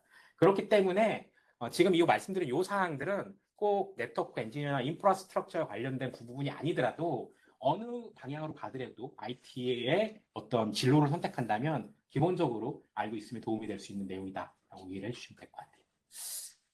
네. 그러면 저희가 이제 주로 저희 시스코가 이제 네트워크, 인프라스트럭처 관련된, 물론 보안도 있긴 하지만 보안 내용도 할 거지만 요게 이제 사실은 이제 주력으로 이제 수익을 올리고 있는 제품이긴 한데, 중간에 네트워크 스위치나 네트워크 라우터 없이 노트북 2개 갖다 놓고 유선 랜카이별로 연결했을 때는 통신이 안 되는 거냐? 그렇지 않습니다. 통신이 그냥 될 수도 있습니다. 중간에 네트워크 스위치나 라우터가 없이 그냥 노트북 2개 연결을 해서 유선 랜카이별로 연결해서 IP 어드레스 그냥 인위적으로 구분을 해서 2개 딱 연결하게 되면 통신이 될 수 있습니다. 그러면 이런 구조도 통신이 될 수 있느냐? 통신이 가능합니다. 만약에 하나의 데스크탑이나 서버나 물론 랩탑은 이런 경우가 없겠지만 데스크탑에서 유선 랜카드를 한 3개 정도 꼽아가지고 각각의 PC와 연결을 해서 네트워크를 구성하면 이게 안 되냐? 이것도 가능합니다. 그래서 화면에 보시는 것처럼 이 PC 같은 경우는 랜카드가 이제 3개가 연결이 되는 거고, IP 어드레스도 3개인 거고, 맥 어드레스도 3개가 되는 거죠. 이렇게도 구성할 수 있습니다. 실제로도 통신하는데 문제가 없고요. 그런데 이제 저희가 일반적으로 이제 네트워크를 계속해서 구성하게 나가는 데 있어서 무선 랜카드를 이렇게 무한대로 계속 꼽을 수도 없는 거고, 그리고 비용도 많이 들어가는 거고, 그리고 기술적으로도 이런 것들을 확장해 나가는 데 있어서 문제점이 나오게 됩니다. 그래서 나오게 된 게 1대 다수의 통신을 할 수 있는 어떤 중간에 있는 인프라스트럭처, 네트워크 스위치나 라우터가 필요한 게 됩니다. 그래서 하나의 단말기는 하나의 유선 랜카드를 연결하고 그 중간에 있는 스위치라든지 어떤 라우터가 아까 말씀드린 레이어 2나 레이어 3의 유니크한 구분 인자를 보고 그 목적지를 찾아갈 때 제일 정확하고 빠른 최단 경로로 트래픽을 전달해주는 역할이 네트워크가 하는 역할입니다. 그런데 지금 화면에 보시는 것처럼은 이제 네트워크 스위치 아이콘이 한 대로 그려져 있어서 상당히 이렇게 단순하게 구성이 되어 있지만 세상은 이제 네트워크 스위치가 엄청 말로 설명할 수 없을 정도로 복잡하게 구성이 되어 있습니다. 저희가 일반적으로, 그러니까 지금까지는 이제 네트워크 스위치에 대해서 얘기를 좀 많이 했고요. 이런 네트워크 스위치가 여러 개 연결되어 있는 네트워크를 일반적으로는 저희는 랜이라고 얘기를 하고 있습니다. 그래서 랜이라는 요 단어의 약자는 로컬 에리어 네트워크라고 해서 어떤 특정 하나의 건물, 특정 대학교, 특정 회사에 어떤 단말기들이 연결돼서 어떤 하나의 네트워크를 구성하는 작은 구성을 일반적으로 저희는 이제 랜이라고 얘기를 하고 있고, 이걸 로컬 에리어 네트워크라고 얘기를 하고 있고, 요 랜에는 일반적으로 네트워크 스위치들이 계속해서 연결이 되어서 하나의 네트워크망을 구성하게 됩니다. 그래서 예를 들어서 우리 회사에 네트워크에 연결돼야 되는 노트북이 한 1000개 있다. 1000개 있을 수 있잖아요. 직원 한 명당 노트북 하나씩 나눠주면. 뭐 예를 들어 삼성전자다. 그럼 노트북이 한 10,000개, 100,000개씩은 그냥 이렇게 나눠줄 수 있잖아요. 그 사람들이 모두 IT 인프라에 연결이 돼야 되잖아요. 물론 뭐 무선으로 연결될 수도 있지만 유선으로 연결된다라고 전제 조건하면, 그러면 네트워크 스위치를 이렇게 하이라키컬한 구조로 연결을 해서 네트워크를 하나 구성을 하는 겁니다. 그렇게 해서 단말기가 단말기 또는 단말기가 인터넷에 연결될 때 중간에 역할을 해줄 수 있는 인프라스트럭처가 이런 네트워크다라고 이해를 해주시면 될 것 같고, 이렇게 스위치로 구성되어 있는 망을 일반적으로는 랜이라고 얘기하면 됩니다. 그러면 랜은 도대체 뭐냐? 이 집단에 연결되어 있는 랜을 저기 부산에 있는 또 다른 랜이 있을 수 있잖아요. 그 부산에 있는 랜 네트워크와 중간에 연결을 해주는 용도로 필요한 게 랜이 되겠습니다. 그래서 이 랜 중간에는 각각의 라우터라는 네트워크 룰을 하게 되는 네트워크 디바이스가 구성이 됩니다. 그래서 서울에 연결되어 있는 네트워크 랜이 부산에 연결되어 있는 네트워크 랜과 통신을 하기 위해서는 라우터라는 게 필요하게 됩니다. 그래서 이 라우터가 구체적으로 어떤 역할로 데이터를 포워딩하는지에 대해서는 뒤에 슬라이드에 이제 점점 자세히 나오기 때문에 좀 설명을 드리고, 정리해서 말씀드리면 스위치로 구성되어 있는 특정 지역에 연결되어 있는 네트워크 구성을 랜이라고 얘기를 하고 있고, 그건 일반적으로 스위치로 하이라키컬 구조로 연결이 되어 있다. 그런데 이 랜과 랜을 연결하기 위해서는 웬이라는 네트워크가 필요한 거고, 이 웬 네트워크에서는 스위치가 아닌 라우터라는 네트워크 룰을 하고 있는 디바이스가 필요하다라고 이해를 해주시면 될 것 같아요. 그래서 일반적인 기업에서는 사실은 웬에 들어가는 라우터들을 구입하거나 사용해서 쓰는 경우가 많지는 않습니다. 물론 뭐 큰 회사 같은 경우는 그런 경우도 있지만, 근데 보통의 회사 같은 경우는 통신사, KT나 SK나 LG 같은 통신사의 회선을 네트워크를 임대를 해서 서울과 부산을 연결해서 사용합니다. 네. 좀 그런 네트워크를 저희를 웬이라고 부른다라고 이해 보아주시면 될 것 같아요. 그러면 저희가 이거를 일반적으로 제가 이제 말씀드린 것처럼 랜과 웬의 비교를 조금 이렇게 도식화해서 그런 부분입니다. 그래서 아까 말씀드린 것처럼 특정 지역의 하나의 네트워크를 구성할 때는 랜이라고 구성을 해서 스위치라는 컴포넌트를 두고 단말기들을 연결하는 거고, 그리고 또 다른 리모트에 있는 랜과 연결하기 위해서는 웬이라는 네트워크를 구성해야 되는데, 이 웬이라는 네트워크를 구성하기 위해서는 라우터라는 네트워크 룰을 하기 위해서 네트워크 디바이스를 주게 된다라고 일단 이해해 주시면 될 것 같아요. 그러면 이제 랜과 웬의 이제 차이점에 대해서 조금 설명을 드리면, 아까 말씀드린 것처럼 랜은 특정 지역 안에 이제 네트워크를 집착하게 됩니다. 그리고 웬 같은 경우는 네트워크가 네트워크를 장거리에 연결되어 있는 네트워크를 연결하기 위한 네트워크이기 때문에 상당히 긴 거리에 연결할 때 많이 쓰게 되고요. 그리고 랜은 이제 다수의 단말기들을 연결을 하기 때문에 네트워크 스위치로 구성을 하게 되고, 그리고 랜은 다수의 단말이 아닌 네트워크가 네트워크가 연결되기 때문에 라우터라는 룰을 하게 되는 네트워크 디바이스가 연결을 하게 됩니다. 그래서 그 밑에는 이제 뭐 비용적인 부분, 뭐 케이블이 많이 들어가는 조금 들어가는 부분인데 이런 부분은 보시면 쉽게 이해하실 것 같아서 넘어가도록 하겠습니다. 그러면 중간에 랜, 라우터 없이 그냥 쫙 연결을 하면 안 되나요? 라고 하면은 연결할 수 있습니다. 이렇게 해서 연결을 해도 문제는 없습니다. 근데 다만 이제 중간에 라우터가 없게 되면 엔드에서 엔드까지 하나의 랜으로 놓게 되는 거죠. 이거 조금 지금 잘 이해는 안 될 수 있습니다. V라는 개념을 뒤에 슬라이드 나오게 되는데 그것까지 들으면 이제 완전 이해가 될 수 있는데 어쨌거나 쭉 랜과 랜을 연결했을 때 연결해도 관계는 없다. 근데 다만 이거는 이제 조금 이제 기술적인 부분이겠지만 물리적 계층에서 각각의 미디어마다 전송 거리가 표준으로 정의가 되어 있거든요. 그러니까 물리적으로 데이터를 전송할 수 있는 거리가 되어 있습니다. 그러면 그럴 때는 사실은 그 거리에 벗어나지 않는다라고 한다면은 그냥 랜과 랜을 연결해도 문제는 없습니다. 근데 그 거리를 벗어나면 또 중간에 네트워크 디바이스들을 두어서 구성을 해야 되는 부분이고. 전송거리가 길어지게 되면 전기 신호가 가다가 1 신호를 보냈는데 이 신호가 미약해지면서 0으로 바뀌거나 없어질 수 있습니다. 그리고 광 케이블 같은 경우는 전기 신호가 아니라 이제 빛으로 데이터를 보내게 되는데 이 빛의 신호가 오류가 발생될 수 있고 감쇄될 수도 있습니다. 그렇기 때문에 중간중간에 이런 네트워크 디바이스들이 길이가 너무 길어지면 필요한 부분도 있고요. 그 기본적으로 이제 랜, 이더넷 환경에서 이더넷이라는 미디어 환경에서 데이터를 전달하는 방식은 크게 세 가지 방식으로 구성이 되어 있습니다. 그래서 첫 번째로는 이제 유니캐스트라는 이제 데이터를 전달하는 방식이 있고, 유니캐스트라는 전달하는 방식은 소스와 출발지와 목적지가 정확하게 주소로 정의되어 있어서 딱 걔를 찾아가는 패킷은 이렇게 유니캐스트로 전달이 됩니다. 그래서 내가 소스가 목적지의 맥 어드레스를 내가 처음 출발할 때부터 알고 있을 수도 있고 알고 있지 못할 수도 있는데 내가 만약에 알고 있다면 그 목적지의 맥 어드레스를 딱 넣고 데이터를 전송하게 되면 그 PC한테만 딱 전달이 됩니다. 이런 것들 일반적으로 저희가 데이터 전달 방식을 유니캐스트라고 얘기를 하고 있고요. 두 번째로는 이제 브로드캐스트 방식이 있습니다. 그래서 브로드캐스트는 출발지에서 불특정 다수에게 모두 패킷을 전달할 때 사용되는 이제 전달 방식을 저희가 브로드캐스트라고 얘기합니다.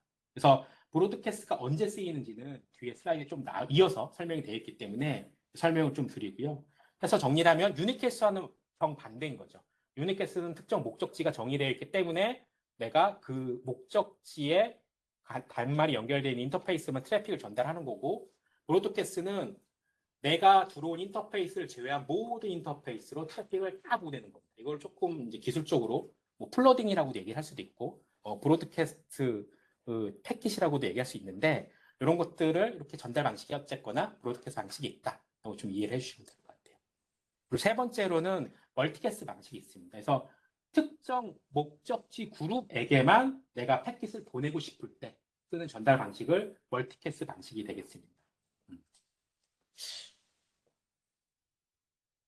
그러면 그 네트워크 그 랜에서 이 트래픽을 꼭 이렇게 유니캐스트, 브로드캐스트, 멀티캐스트 이렇게 구분을 해서 사용을 해야 되는 건가요? 라고 이제 저희가 생각을 해볼 수 있는데 이렇게 구분해서 사용될 수밖에 없는 이제 기술적인 좀 이유들이 있습니다. 그래서 만약에 제가 특정 목적지를 알고 있다면 IP 맥 어드레스를 알고 있다면 그 맥 어드레스를 아까 보인 L2 헤더의 데스티네이션 맥 어드레스의 패킷을 필드에 딱 찍고 데이터를 전송하게 되면 그 맥 어드레스가 연결되어 있는 단말기한테만 패킷이 딱 넘어가게 됩니다. 그런데 내가 아까 설명드린 것처럼 특정 목적지를 모를 수도 있잖아요.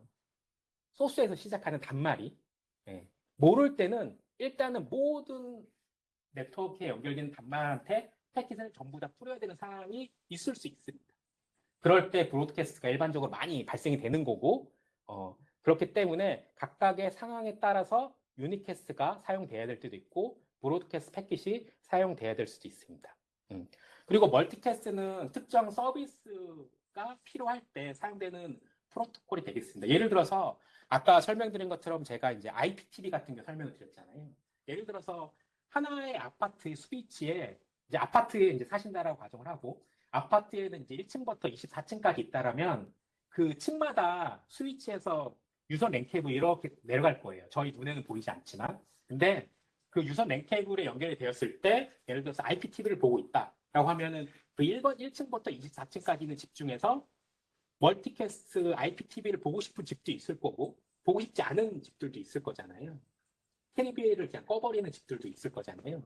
그럴 때 브로드캐스트 패킷으로 전달하게 되면 그냥 모든 집들한테 패킷이 다 나니까 효율적이지 않으니까 내가 원하는 특정 그룹에 조인이 됐을 때 요청을 했을 때 트래픽을 전달하는 방식을 멀티캐스트라고 합니다. 그래서 요거는 일반적으로 이제 많이 사용하지는 않지만 그럴 때도 사용을 하게 된다. 어쨌거나 내가 원할 때만 트래픽을 전달할 때 멀티캐스트 방식을 사용한다. 좀 이해를 해주시면 될 것 같아요.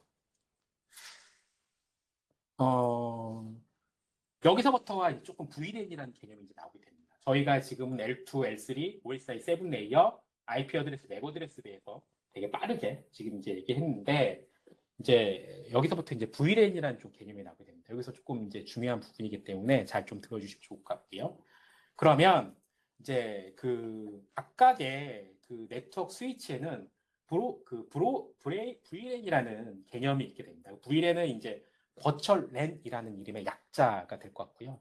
일반적으로 네트워크 스위치가 1번부터 24번 포트까지 단말기에 연결되어 있다면 1번에 연결되는 단말기가 어떤 특정 목적지를 찾아갈 때 모르게면 아까 말씀드린 것처럼 브로드 패킷을 보내서 모든 단말한테 패킷을 보낸다라고 말씀드렸잖아요. 그 보내는 콜리전 도메인을 하나의 저희는 랜이라고 얘기합니다. 그거를 다른 말로 얘기를 하면은 같은 네트워크라고 얘기를 하게 됩니다. 이해가 되시나요? 네. 그런데 저희가 네트워크 스위치를 하나를 딱 구입을 해서 썼는데 이거를 이렇게 물리적인 네트워크 스위치를 하나의 VLAN으로 구성하지 않고 논리적으로 마치 두 대가 있는 것처럼 이렇게 구성하고 싶을 수도 있잖아요. 그럴 때 사용하는 기술이 VLAN이라는 개념입니다. 버추얼 에리어 네트워크라는 개념이 나오게 되는 거고 그러면 VLAN으로 이렇게 나눠지게 되면 네트워크가 나눠진 건가요? 나눠진 겁니다. 그러면 브로드캐스트 도메인이 이렇게 VLAN으로 나눠지게 되면 전달이 되나요? 전달되지 않습니다.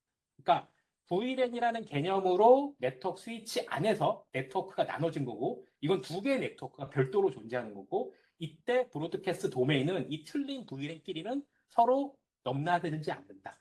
그 VLAN끼리만 브로드캐스트 도메인을 전달을 한다. 이거를 VLAN이라고 하고 논리적으로 네트워크를 나눈 기술이다 라고 이해를 해주시면 될 것 같아요. 그러면 하나의 스위치에서 VLAN을 두 개를 구성했다는 얘기는 네트워크가 두 개가 있다는 얘기가 되겠죠. 그래서 저희가 일반적으로 그 랜을 구성을 할 때 이렇게 구성을 할 수 있습니다. 그래서 물리적으로는 하나의 네트워크 스위치가 있지만 논리적으로 이 주황색 VLAN과 초록색 VLAN으로 나누어서 이 두 개의 VLAN이 서로 네트워크가 나눠져 있어서 브로드캐스트 도메인이 나눠져 있는 거죠. 브로드캐스트이 서로 침범하지 않는 거죠. 자기네들끼리만 보내는 겁니다.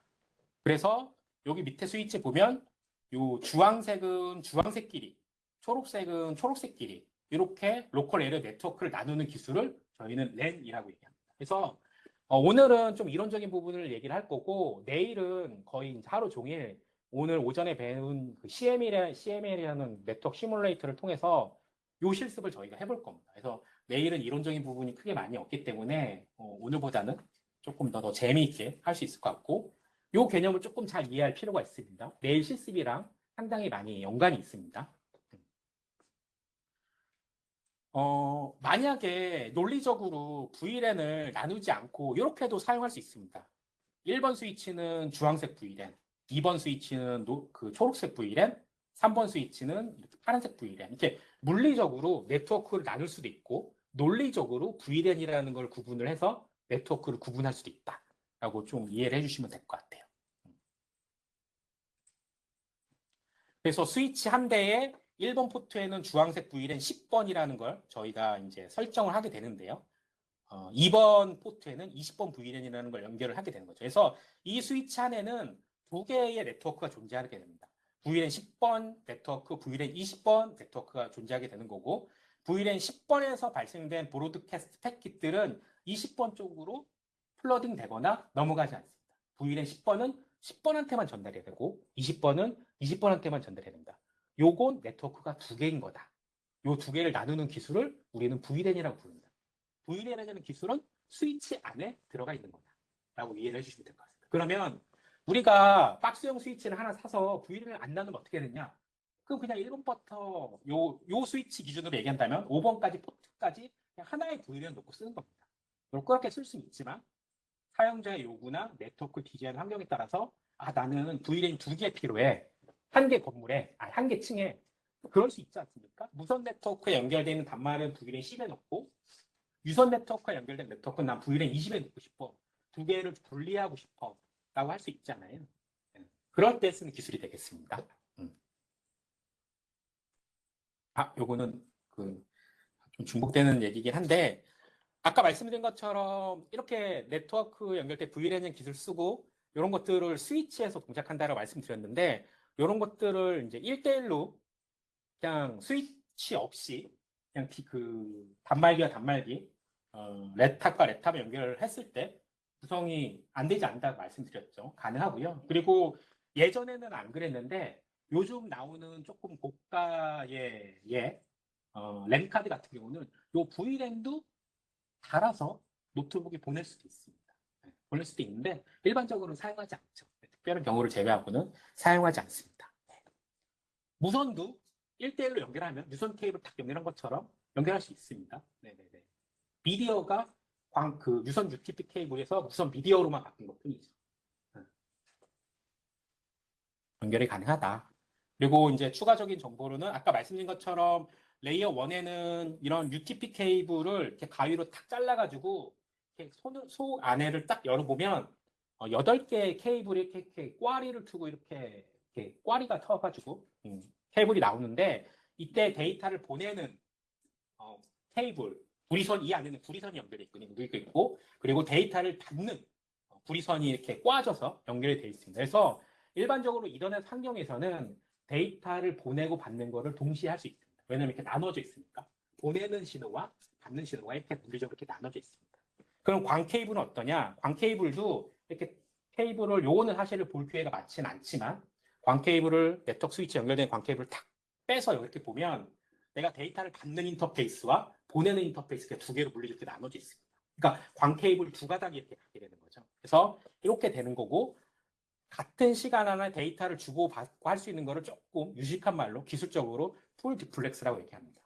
반대로 이거는 사실은 요즘 이렇게 지원되는 스위치들은 많이 없는데요. 하프 디플렉스라고 해서 내가 보낼 때는 받지 못하고 내가 받을 때는 보내지 못하는 거를 하프 디플렉스라고 얘기하는 거고 근데 요즘 나오는 스위치들은 풀 디플렉스로 다 지원이 된다라고 이해를 해주시면 될 것 같아요. 하프 디플렉스를 제가 이 단어를 굳이 얘기한 게 혹시 이제 데이터 통신에서 이더넷이라는 그 기술을 배울 때 CSMA CD라는 통신 표준 프로토콜을 배우게 되잖아요. 네. CSCD로 보낼 때는 내가 보낼 때는 받지 못하고 내가 신호를 보내기 위해서는 누가 쓰고 있는지 체크를 하고 요거 혹시 기억나시죠? 그때는 사실은 하프 디플렉스 때는 이런 기술들이 이렇게 있었어야 됩니다. 한 가닥이니까 데이터를 보낼 수 있는 미디어가. 지금은 그렇지 않다. 그리고 이거 참고적으로 이거는 그 네트워크 간혹 가다 보면 그 네트워크 필드 엔지니어 분들도 헷갈려 하시는 분들이 있으세요. 근데 요거를 넣을까 말까 하다가 뭐 이렇게 어려운 내용은 아니어서 한번 들어놓으면 좋을 것 같아서 좀 넣어놨습니다. 일반적으로 네트워크 인프라스트럭처도 그렇고 서버도 그렇고 데이터를 전송하는 때 표현되는 기술적 용어가 두 가지가 있습니다. 스루풋, 성능이 있고요. 그리고 밴드위더스, 대역폭이라는 용어가 있습니다. 요 두 개의 용어가 차이가 뭔지에 대해서 그리고 그 밑에 이제 관련된 기술에 대해 설명을 좀 드리려고 요 내용 넣었고요. 밴드위더스는 데이터를 최대 한 번에 보낼 수 있는 대역폭이라고 이해를 해주시면 될 것 같고, 스루풋은 데이터를 한 번에 처리할 수 있는 성능, 전송할 수 있는 성능이라고 이해를 해주시면 될 것 같습니다. 근데 이게 들으면 그냥 그 내용이 그 내용 같지 않나요? 한글로 설명 들으면. 예, 저는 그랬는데. 그래서 이걸 조금 그 설명을 조금 더 기술적으로 드리기 위해서 좀 드릴게요. 그래서 대역폭은 이제 밴드위저스라고 한 거고, 밴드위저스를 이제 한글로 번역하면 이제 대역폭이라고 되는 건데, 네트워크 스위치나 라우터가 처리할 수 있는 최대 대역폭이라고 말씀을 드렸고, 이때 쓰는 단위가 이제 BPS라는 단위가 되겠습니다. BPS는 단위고, 이 BPS는 비트 퍼 세컨드의 약자가 됩니다. 이 비트 퍼 세컨은 내가 초당 몇 개의 비트를 보낼 수 있느냐가 되겠죠. 저희가 일반적으로 윈도우에서 파일을 저장하면 그때는 이제 바이트로 저장이 되잖아요. 비트가 아니라 바이트로 저장이 되잖아요. 1바이트는 8비트로 구성이 되어 있잖아요. 그러면 예를 들어서 내 성능이 1bps다, 8bps다. 예를 들어서 8bps다라고 한다면 1초에 8bps. 다시 얘기해서 윈도우에서는 1바이트짜리의 데이터를 1초에 보낼 수 있는 성능의 대역폭이 있는 거죠. 이해되시죠? 여기는 쉽게. 그 다음에 이제 전송 처리 능력, 스루풋이라는 게 있습니다. 요 스루풋은 출발지에서 목적지까지 데이터를 보내는데 사용하는 단어가 앞에서는 BPS였는데 지금은 이제 PPS라는 단어를 쓰게 된다. 패킷 퍼 세컨드. 1초에 내가 몇 개의 패킷을 보낼 수 있는지가 이제 스루풋의 성능의 그 기준 값이 되겠습니다. 그래서 내가 1초에 동시간에 패킷을 2개를 보낸다. 2개를 보낼 수 있는 성능이 있다. 라고 한다면 그거는 이 BPS의 성능을 가지고 있는 겁니다. 그런데 뒤에 슬라이드에서 나오겠지만 이거는 그냥 사실은 이렇게 암기를 해야 되는 부분인데 저희가 윈도우나 서버에서 동영상 파일을 상대방에게 보내잖아요. 아웃룩이든 이메일에 첨부 파일 넣어서 보내잖아요. 네. 그때 저희가 윈도우나 이런 데서는 동영상 파일 막 1기가바이트씩 되잖아요. 네. 그 1기가바이트를 하나를 그냥 통으로 탁 떠가지고 패킷 하나에 탁 떠서 보내면 너무 좋은데 기술적으로 그렇게 보낼 수가 없습니다. 이더넷이라는 프레임은. 그래서 이더넷이라는 프레임은 최대 1500바이트까지밖에 데이터 사이즈를 늘릴 수가 없습니다. 근데 이 1500바이트 안에는 맥 어드레스도 넣어야 되고 IP 어드레스도 넣어야 되고 포트 어드레스도 넣어야 되니까 실제로 그거를 제외하고 나머지 1000XX 바이트만 데이터를 넣어서 목적지를 보낼 수 있는 겁니다. 이해되시죠? 이건 좀 잘 따라오셔야 됩니다. 그러면 1기가바이트짜리의 동영상 데이터를 보내는데 1500바이트 못하면 한참 부족한 거잖아요. 그때 윈도우는 아까 OSA 7의 상위 계층에서 데이터를 잘라서 보냅니다. 1500바이트. 1번부터 10,000번까지. 근데 그냥 보내면 UDP가 되는 거고 그 안에 시퀀스 번호를 넣어서 보내면 TCP가 되는 거죠.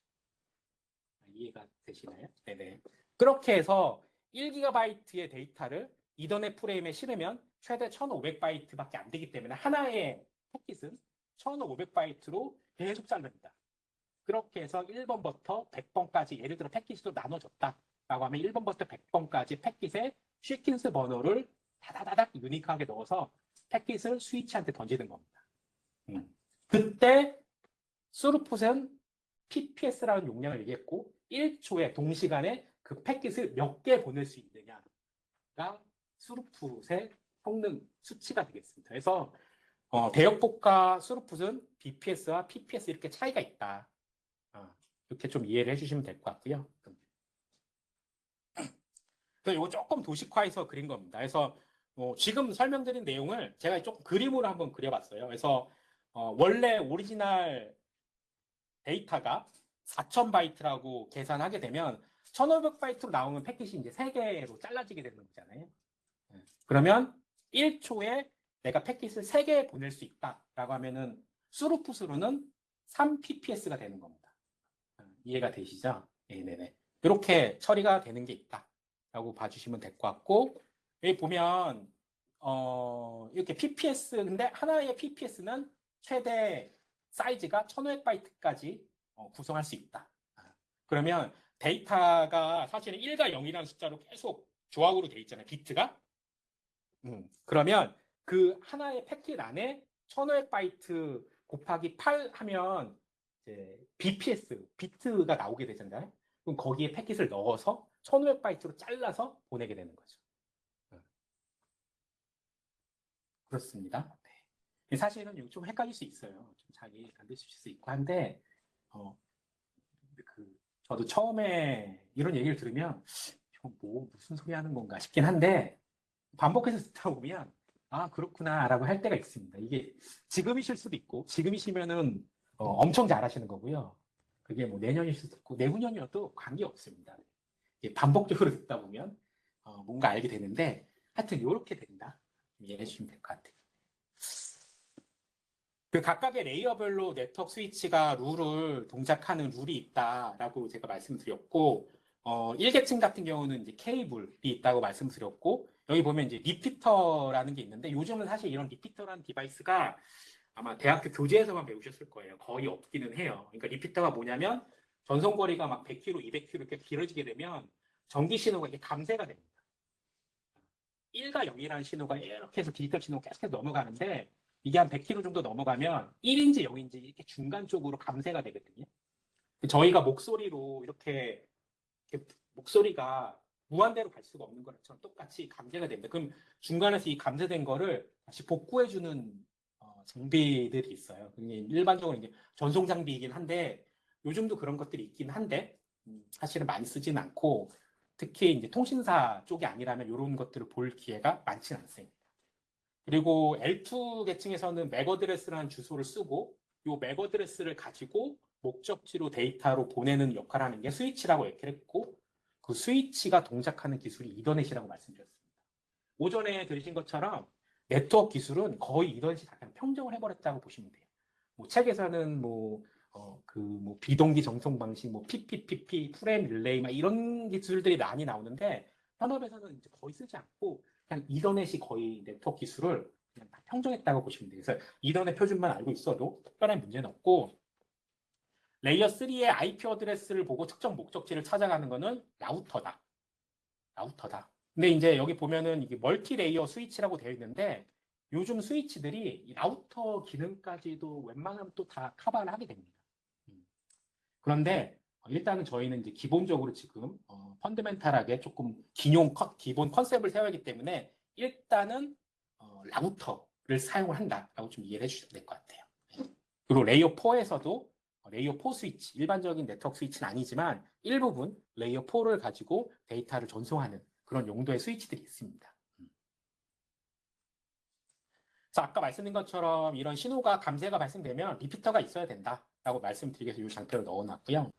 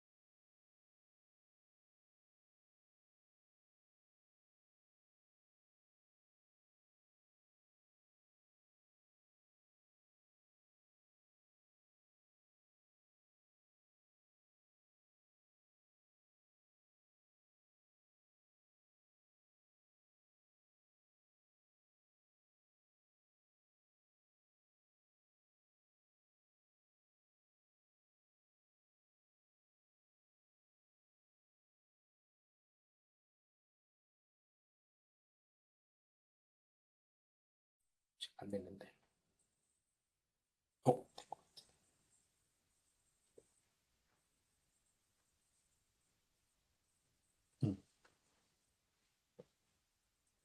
그래서 요것들을 일반적으로 이제 다문 인터페이스라고 하고요. 단말기들이 직접 연결되는 인터페이스. 요거는 이제 네트워크 스위치나 또는 산 위에 있는 라우터와 연결되는 거를 업링크 인터페이스라고 일반적으로 지칭을 하게 됩니다. 요건 이제 라우터의 단면입니다. 생긴 거로는 봐서는 비슷해요. 라우터나 스위치나. 라우터나 스위치나 비슷하고, 다만 이제 라우터가 이제 인터페이스 좀 타입이라든지 이런 것들이 조금 좀 다양하게 좀 들어가 있고, 외형적으로 봐서는 사실은 좀 비슷하게 생겼습니다. 그런데 그런 것도 있고, 이렇게 화면에서 보시는 것처럼 이렇게 조금 잘 안 보일 수 있는데, 이렇게 큰 스위치들도 있습니다. 이런 스위치 같은 경우가 이제 일반적으로 이제 이 최상단에 밑에 스위치가 집선 돼서 이렇게 올라올 거잖아요. 이렇게. 아까 구성도 오전에 보셨죠. 네트워크 구성도. 그 상단에 연결되어 있는 스위치를 일반적으로 저희가 이제 지금은 큰 샷이라고 제가 써놓는데, 큰 스위치라고 되게 써놨는데, 이걸 샷형 스위치라고 얘기를 많이 하게 됩니다. 그래서 이런 것들은 아마 이 광운대학교 어딘가에는, 전산실 어딘가에는 이런 큰 스위치 2대가 있을 거예요. 이 2대가 있고, 이 2대 밑에 아까 보신 이런 박스형 스위치가 수백 개가 이렇게 연결되어 있을 겁니다. 이 수백 개의 스위치 밑에 이런 노트북 단말기들이 연결되어 있는 거죠. 네트워크 구조가 이제 그런 식으로 일반적으로 구성되어 있습니다. 라우터도 이런 큰 라우터도 있습니다. 이게 사진으로 봐서는 그냥 그렇구나라고 했는데 실물을 보면 이렇게 냉장고처럼 생겼어요. 이렇게 사람 키만큼. 그래서 이런 라우터 같은 경우는 이제 기업이나 회사에 있는 경우도 있지만 흔치는 않고 일반적으로는 통신사들, KT라든지 LG라든지 SK처럼 큰 통신사에는 이런 큰 라우터들이 설치가 되어 있습니다.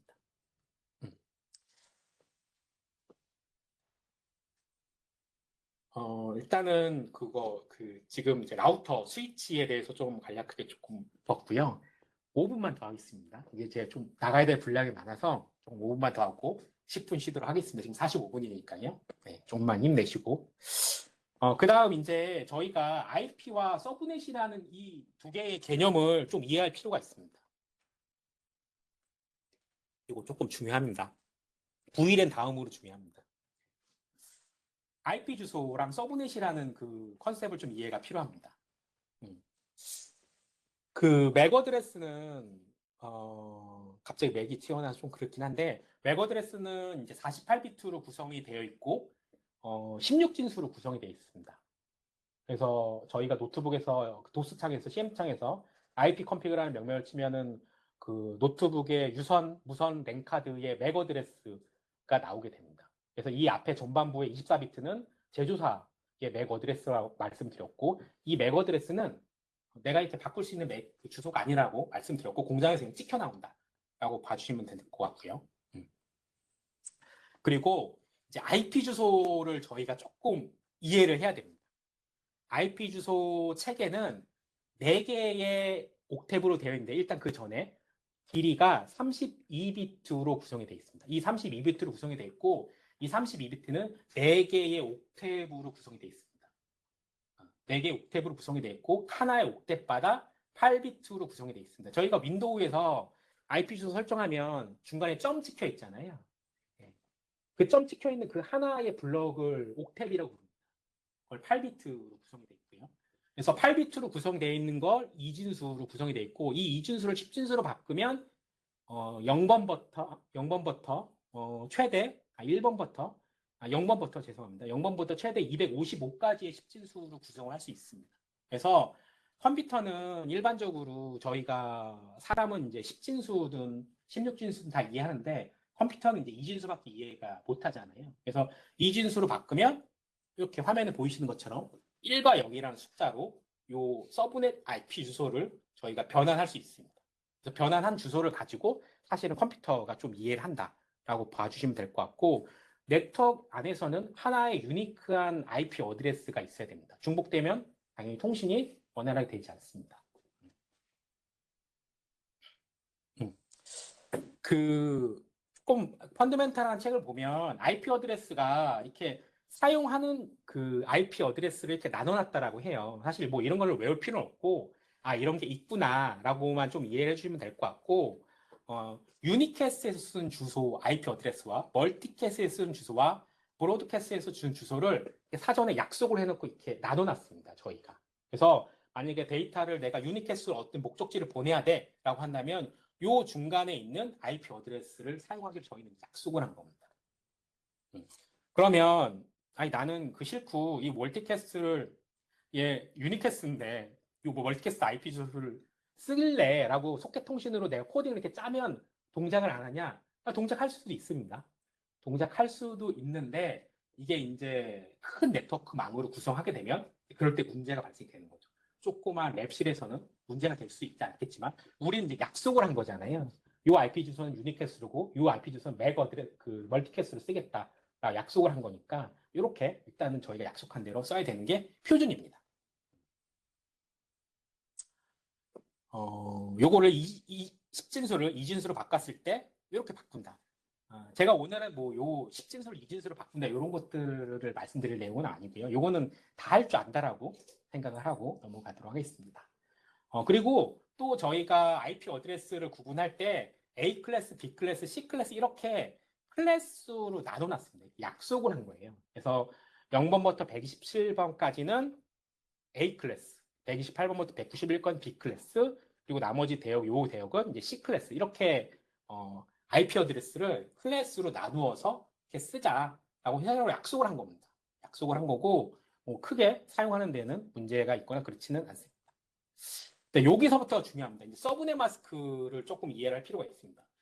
요건 그 윈도우에서 IP 어드레스를 넣는 창이죠. 요거 되게 익숙하시잖아요. 여기 보면은 요 IP 주소는 저희가 설정을 하잖아요.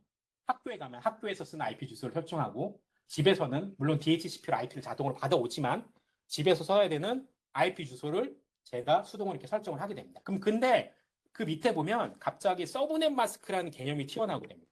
사실은 이게 제일 중요합니다. 서브넷 마스크라는 개념이 나오고 이유는 정확히 지금은 알 수 없지만 252525. 빵이라는 주소로 또 숫자를 10진수로 넣게 됩니다. 그리고 게이트웨이를 IP를 1번 넣게 됩니다. 게이트웨이는 일단은 설명을 지금 배제할게요. 지금은 서브넷이 중요한 거기 때문에. 서브넷 주소의 사용 용도는 뭐냐? 하나의 IP 어드레스에서 네트워크 주소와 호스트 네트워크 주소를 이렇게 나누는 겁니다. 이해가 안 되는 게 정상입니다. 뒤 슬라이드 보면 이해가 됩니다. 일단은 그렇게 이해를 해주십시오. IP 주소는 32비트로 8비트 단위로 4개의 옥테이브로 나눠져 있는데 이 풀 IP 어드레스에서 네트워크 주소와 호스트 주소를 나누는 기준을 역할하는 게 서브넷 마스크입니다. 일단 그냥 그렇게 외우고 뒷슬라이드 보도록 하겠습니다. 그러면 여기서 하나의 서브넷 마스크 안에 들어와 있다는 것은 하나의 네트워크라는 것은 하나의 VLAN이고 그 VLAN끼리는 브로드캐스트 도메인을 서로 주고받을 수 있다라고 말씀드렸죠. 그때 네트워크 주소에서 하나의 IP 주소에서 네트워크 주소와 호스트 주소를 나누는 구분 인자가 서브넷 마스크가 되겠습니다. 네. 이게 그 서브넷 마스크를 설명을 드리면 첫 번째 법이 됩니다. 이게 잘 이해가 안 될 수도 있거든요. 근데 아까 말씀드린 것처럼 반복해서 보다 보면 이해가 됩니다. 이게 참 뭐라고 설명드리기는 어려운데 혹시 지금 잘 이해가 안 된다도 그 이상하게 생각하실 필요는 전혀 없습니다. 계속 보다 보면 이제 이해가 돼요. 어느 순간 그냥 그렇군요. 그리고 이게 제가 이제 엔지니어 생활을 한 10년 정도 했거든요. 이제 그러다 보니까 좀 뭐라고 해야 되나? 그 제일 쉬운 게 이해를 하면 제일 좋긴 한데 이해가 안 되면 저희가 제일 쉬운 방법이 그냥 외워버리는 거잖아요. 사실 저도 맨 처음에 그냥 이런 것들을 그냥 외워버렸거든요. 그냥 무조건. 저희 수학 문제 풀 때 이해가 돼서 풀면 너무 좋은데 이해가 잘 안 되면 그냥 통째로 외워서 푸는 경우도 있잖아요. 영어도 그렇고 잘 이해가 안 되고 그냥 공식으로 푸는 경우도 있고. 근데 이게 처음에 이해 안 되는 게 정상일 수 있습니다. 이해가 안 된다고 해서 너무 이상하게 생각하실 필요는 없고 반복해서 보다 보면 어느 순간 그냥 이해가 될 때가 있습니다. 서브넷 마스크가 VLAN 다음으로 좀 중요해요. 이 L2 네트워크를 구성하는 데 있어서. 예, 그 개념이 좀 있어야 됩니다. 그래서 이제 좀 그 말씀을 드렸고요. 그래서 IP 주소를 정의를 하면 서브넷 마스크가 무조건 따라다닌다고 생각하시면 됩니다. 무조건 서브넷 마스크를 설정을 해야 된다라고 보시면 될 것 같고, 그 IP 주소는 32비트로 4개의 옥탭으로 구성이 되어 있다고 말씀드렸고, 근데 이 4개의 옥탭의 32비트에서는 두 가지의 에리어로 영역으로 나눠집니다. 하나는 네트워크 영역, 하나는 호스트 주소 영역으로 나눠집니다. 여기서 네트워크 영역은 같은 VLAN인가 같은 뜻으로 해석될 수 있습니다. 그리고 브로드캐스트 도메인이 넘어가지 않는 하나의 네트워크 집단이라고 얘기할 수 있습니다. 그거를 구분 있는 구분 인자가 IP 어드레스에서는 서브넷 마스크다. 서브넷 마스크는 이제 그런 역할을 하는 거다. 라고 말씀을 드렸고, 요 얘기도 잘 이해가 안 될 수도 있어요. 근데 자주 듣다 보면 이제 이해가 될 수 있는데, 그래서 호스트 주소가 예를 들어서 1.1.1이라고 제가 노트북에 설정을 했어요. 근데 그 밑에 서브넷 마스크는 25.25.25.0이라고 설정을 했다라고 한번 가정을 해보겠습니다.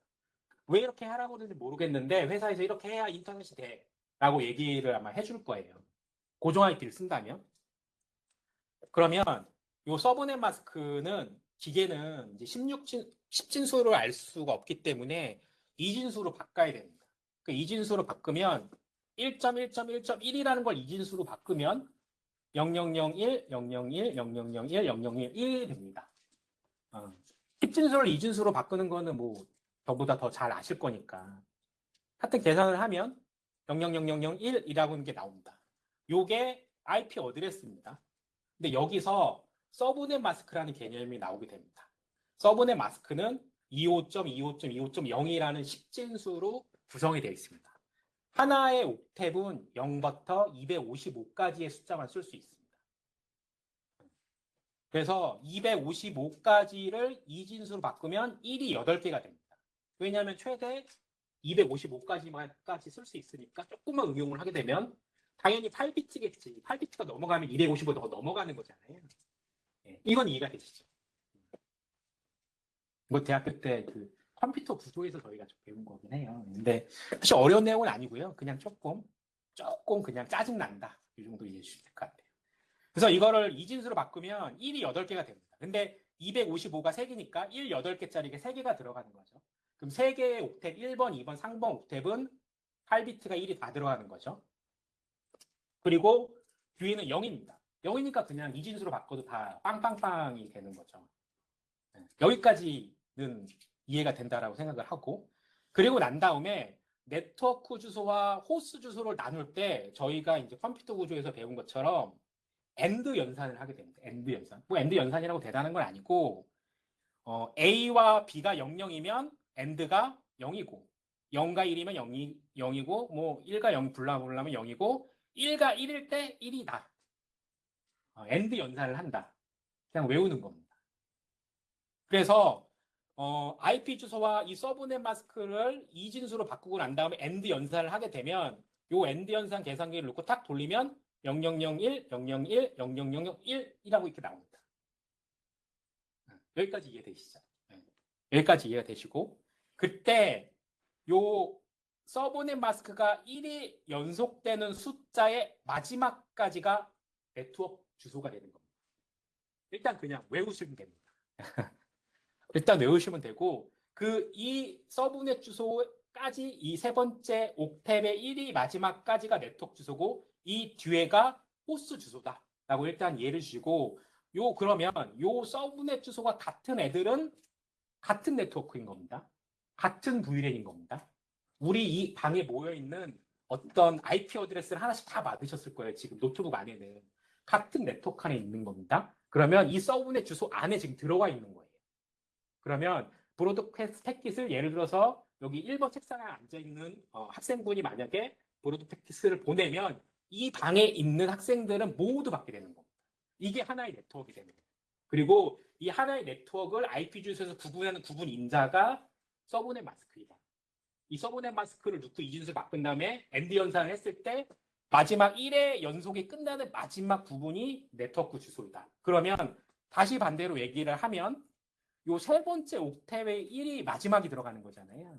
여기까지가 같은 네트워크 주소입니다. 그러니까 1.1.1의 IP를 이 방에서는 쓰는 거죠. 이게 같은 네트워크 주소가 되는 겁니다. 그러면 호스 주소는 이 나머지 8비트를 호스로 쓸 수 있는 겁니다. 그러면 제가 아까 얘기한 대로 네트워크에서는 IP 주소가 유니크해야 된다고 그랬잖아요. 중복되면 안 된다고 그랬잖아요. 그러면 학생들 1번 책상에 있는 학생은 1번 IP, 2번 책상에 앉아있는 학생은 2번 IP를 쓰는 겁니다. 그러면 이 네 번째 옥텟은 최대 255까지 쓸 수 있다고 했잖아요. 하나의 네트워크 안에 IP를 255개의 단말기로 하나의 네트워크가 연결이 될 수 있다는 겁니다. 이해가 되시죠? 요거는? 네. 그래서 브로드 패킷을 누군가 한 명이 빵 하고 보낸다. 라고 하면 같은 네트워크에서 브로드 패킷이 돌아다니는데 그때 최대 요 24비트, 요거를 이제 24비트라고 하는데 255.25.25.0을 요 네트워크 안에서 최대 250명의 학생들에게 브로드캐스트 도메인이 돌아다닐 수 있다. 이게 하나의 네트워크다. 그걸 구분 있는 구분 인자가 서브넷 마스크다. 라고 이해를 해주시면 될 것 같아요. 네. 자, 그러면 만약에 내가 특정 소스에서 특정 목적지로 브로드캐스트를 보낼 때 라우터나 스위치나 내가 이제 계산을 해야 되잖아요. 이런 식으로 계산을 하게 됩니다. 그래서 소스와 목적지 IP를 주소를 넣고 서브넷 마스크를 이런 식으로 계산을 하게 됩니다. 그래서 아까 말씀드린 것처럼 25.25.255는 1111이기 때문에 MD 연산이면 그 위에 있는 숫자가 그대로 밑으로 내려온다라고 얘기했으니까 얘는 바꿀 필요가 없는 거고 여기까지가 이제 네트워크 주소가 되는 거죠. 어떻게 보면 여기까지가 네트워크 주소가 되는 거죠. 요걸 이제 이진수로 바꾼 겁니다. 1111, 1111 바꾸면 여기까지가 같은 대역 네트워크 주소가 되는 겁니다. 그리고 요 뒤에 8비트가 호스트가 유니크하게 하나씩 들어가는 거죠. 그래서 네트워크 스위치가 보는 겁니다. 1번에서 2번으로 패킷을 보내네. 아, 이거는 같은 브로드캐스트 안에 있는 네트워크 주소에서 주소로 가는 거구나. 만약에 1번이 브로드캐스트 패킷을 보내면 아, 2번한테도 보내야 되는구나. 라고 얘는 알고 있는 겁니다. 우리는 같은 네트워크니까. 이거를 하나의 VLAN이라는 의미로 묶어서 이 서브넷 마스크를 맞춰서 일반적으로 설정을 많이 하게 되는 거고 그 역할을 하는 게 네트워크 스위치. 2계층의 네트워크 스위치가 이런 역할들을 하게 됩니다. 그래서 이런 것들을 이렇게 계산을 해볼 수가 있어요. 아까는 11111 1.1.1.1이라고 했는데 이런 것들을 뭐 이렇게 IP 주소를 별도로 주고 25.25.25.0이 아니라 252 이렇게 줄 수도 있거든요. 이렇게 좋고 계산을 했을 때 몇 개의 호스트가 늘 수 있는지 111 연속되는 게 마지막까지가 네트워크 주소라고 말씀드렸잖아요. 그러면 요 252를 이진수로 바꾸게 되면 요 두 비트 쪽만 호스트 주소를 쓸 수 있는 거니까 죄송합니다. 비트 수는 4개죠. 총 4개의 구분 인자를 둘 수 있는 거니까 0번부터 3번까지 IP를 쓸 수 있는 거죠. 여기 네트워크에서. 그러니까 이 네트워크를 서브넷 주소 마스크를 길게 늘리면 호스트 주소가 줄어드는 거고 서브넷 마스크를 크게 구성을 하게 되면 호스트 주소를 많이 줄 수 있는 네트워크가 되는 거죠. 좀 이해가 안 되실 수 있지만 네. 정상입니다. 네. 그래서 이런 IP 주소를 관리를 일반적으로 이런 기관에서 관리를 한다라고 해요. 저도 이제 실제로 이제 이런 것들을 해본 적은 없는데 일반적으로는 이제 국내에서는 T사라는 기관에서 이 IP 버전 4 주소를 관리를 하고 부여를 하게 됩니다. KT 너네는 몇 번부터 몇 번을 써, LG 너네는 몇 번부터 몇 번을 써 이런 식으로 이렇게 주게 됩니다. 당연히 그냥 주지 않죠. 돈 주고 사야 되는 거죠. 돈을 주고 사야 되는 거고 그리고 이제 저희가 같은 가입자들이 KT를 쓰게 되면 KT 사용자가 공인 IP 하나씩 주게 되는 겁니다. 너 1번 써, 2번 써, 3번 써. 어떻게? 아까 그 서브넷 마스크라는 주소에 IP가 하나씩 남을 때마다 이렇게 하나씩 주는 겁니다. 집이든 학교든 회사든. 네. 그렇게 되는 거고 그 오전에 IP 버전 6 얘기도 잠깐 하셨는데 IP 버전 6도 쓰기는 씁니다. 근데 이제 IP 버전 6는 사실은 이제 한 몇 년 전에는 IP 버전 4가 그 10진수로 바꾸게 되면 최대 한 42억 개인가 정도 쓸 수 있어요. 최대 개수가. 호스트 개수를 최대 42억 개 정도 쓸 수 있어요. 근데 저희가 얼핏 생각하면 42억 개 그냥 넘을 수도 있을 거잖아요. 한 사람당 컴퓨터 한 대씩만 있어도 전 세계 인구가. 정확하게 제가 몇인지 잘 모르겠지만. 근데 요즘은 이제 기술이 발달이 되어서 그거를 조금 잘 돌려 쓸 수 있는 기술들이 많이 나왔어요. 그래서 IP 버전 6가 옛날만큼 뭐 마치 IP 버전 4가 고갈되어서 IP 버전 6를 쓰면은 안 된다. 이거는 조금 옛날 얘기긴 해요. 요즘은 IP 버전 4만 쓰는데도 문제 없습니다. 이거를 잘 돌려 쓸 수 있는 기술이 있는데 지금은 그걸 아실 필요는 없을 것 같고 네, 그렇다. 좀 이해를 해주시면 될 것 같습니다.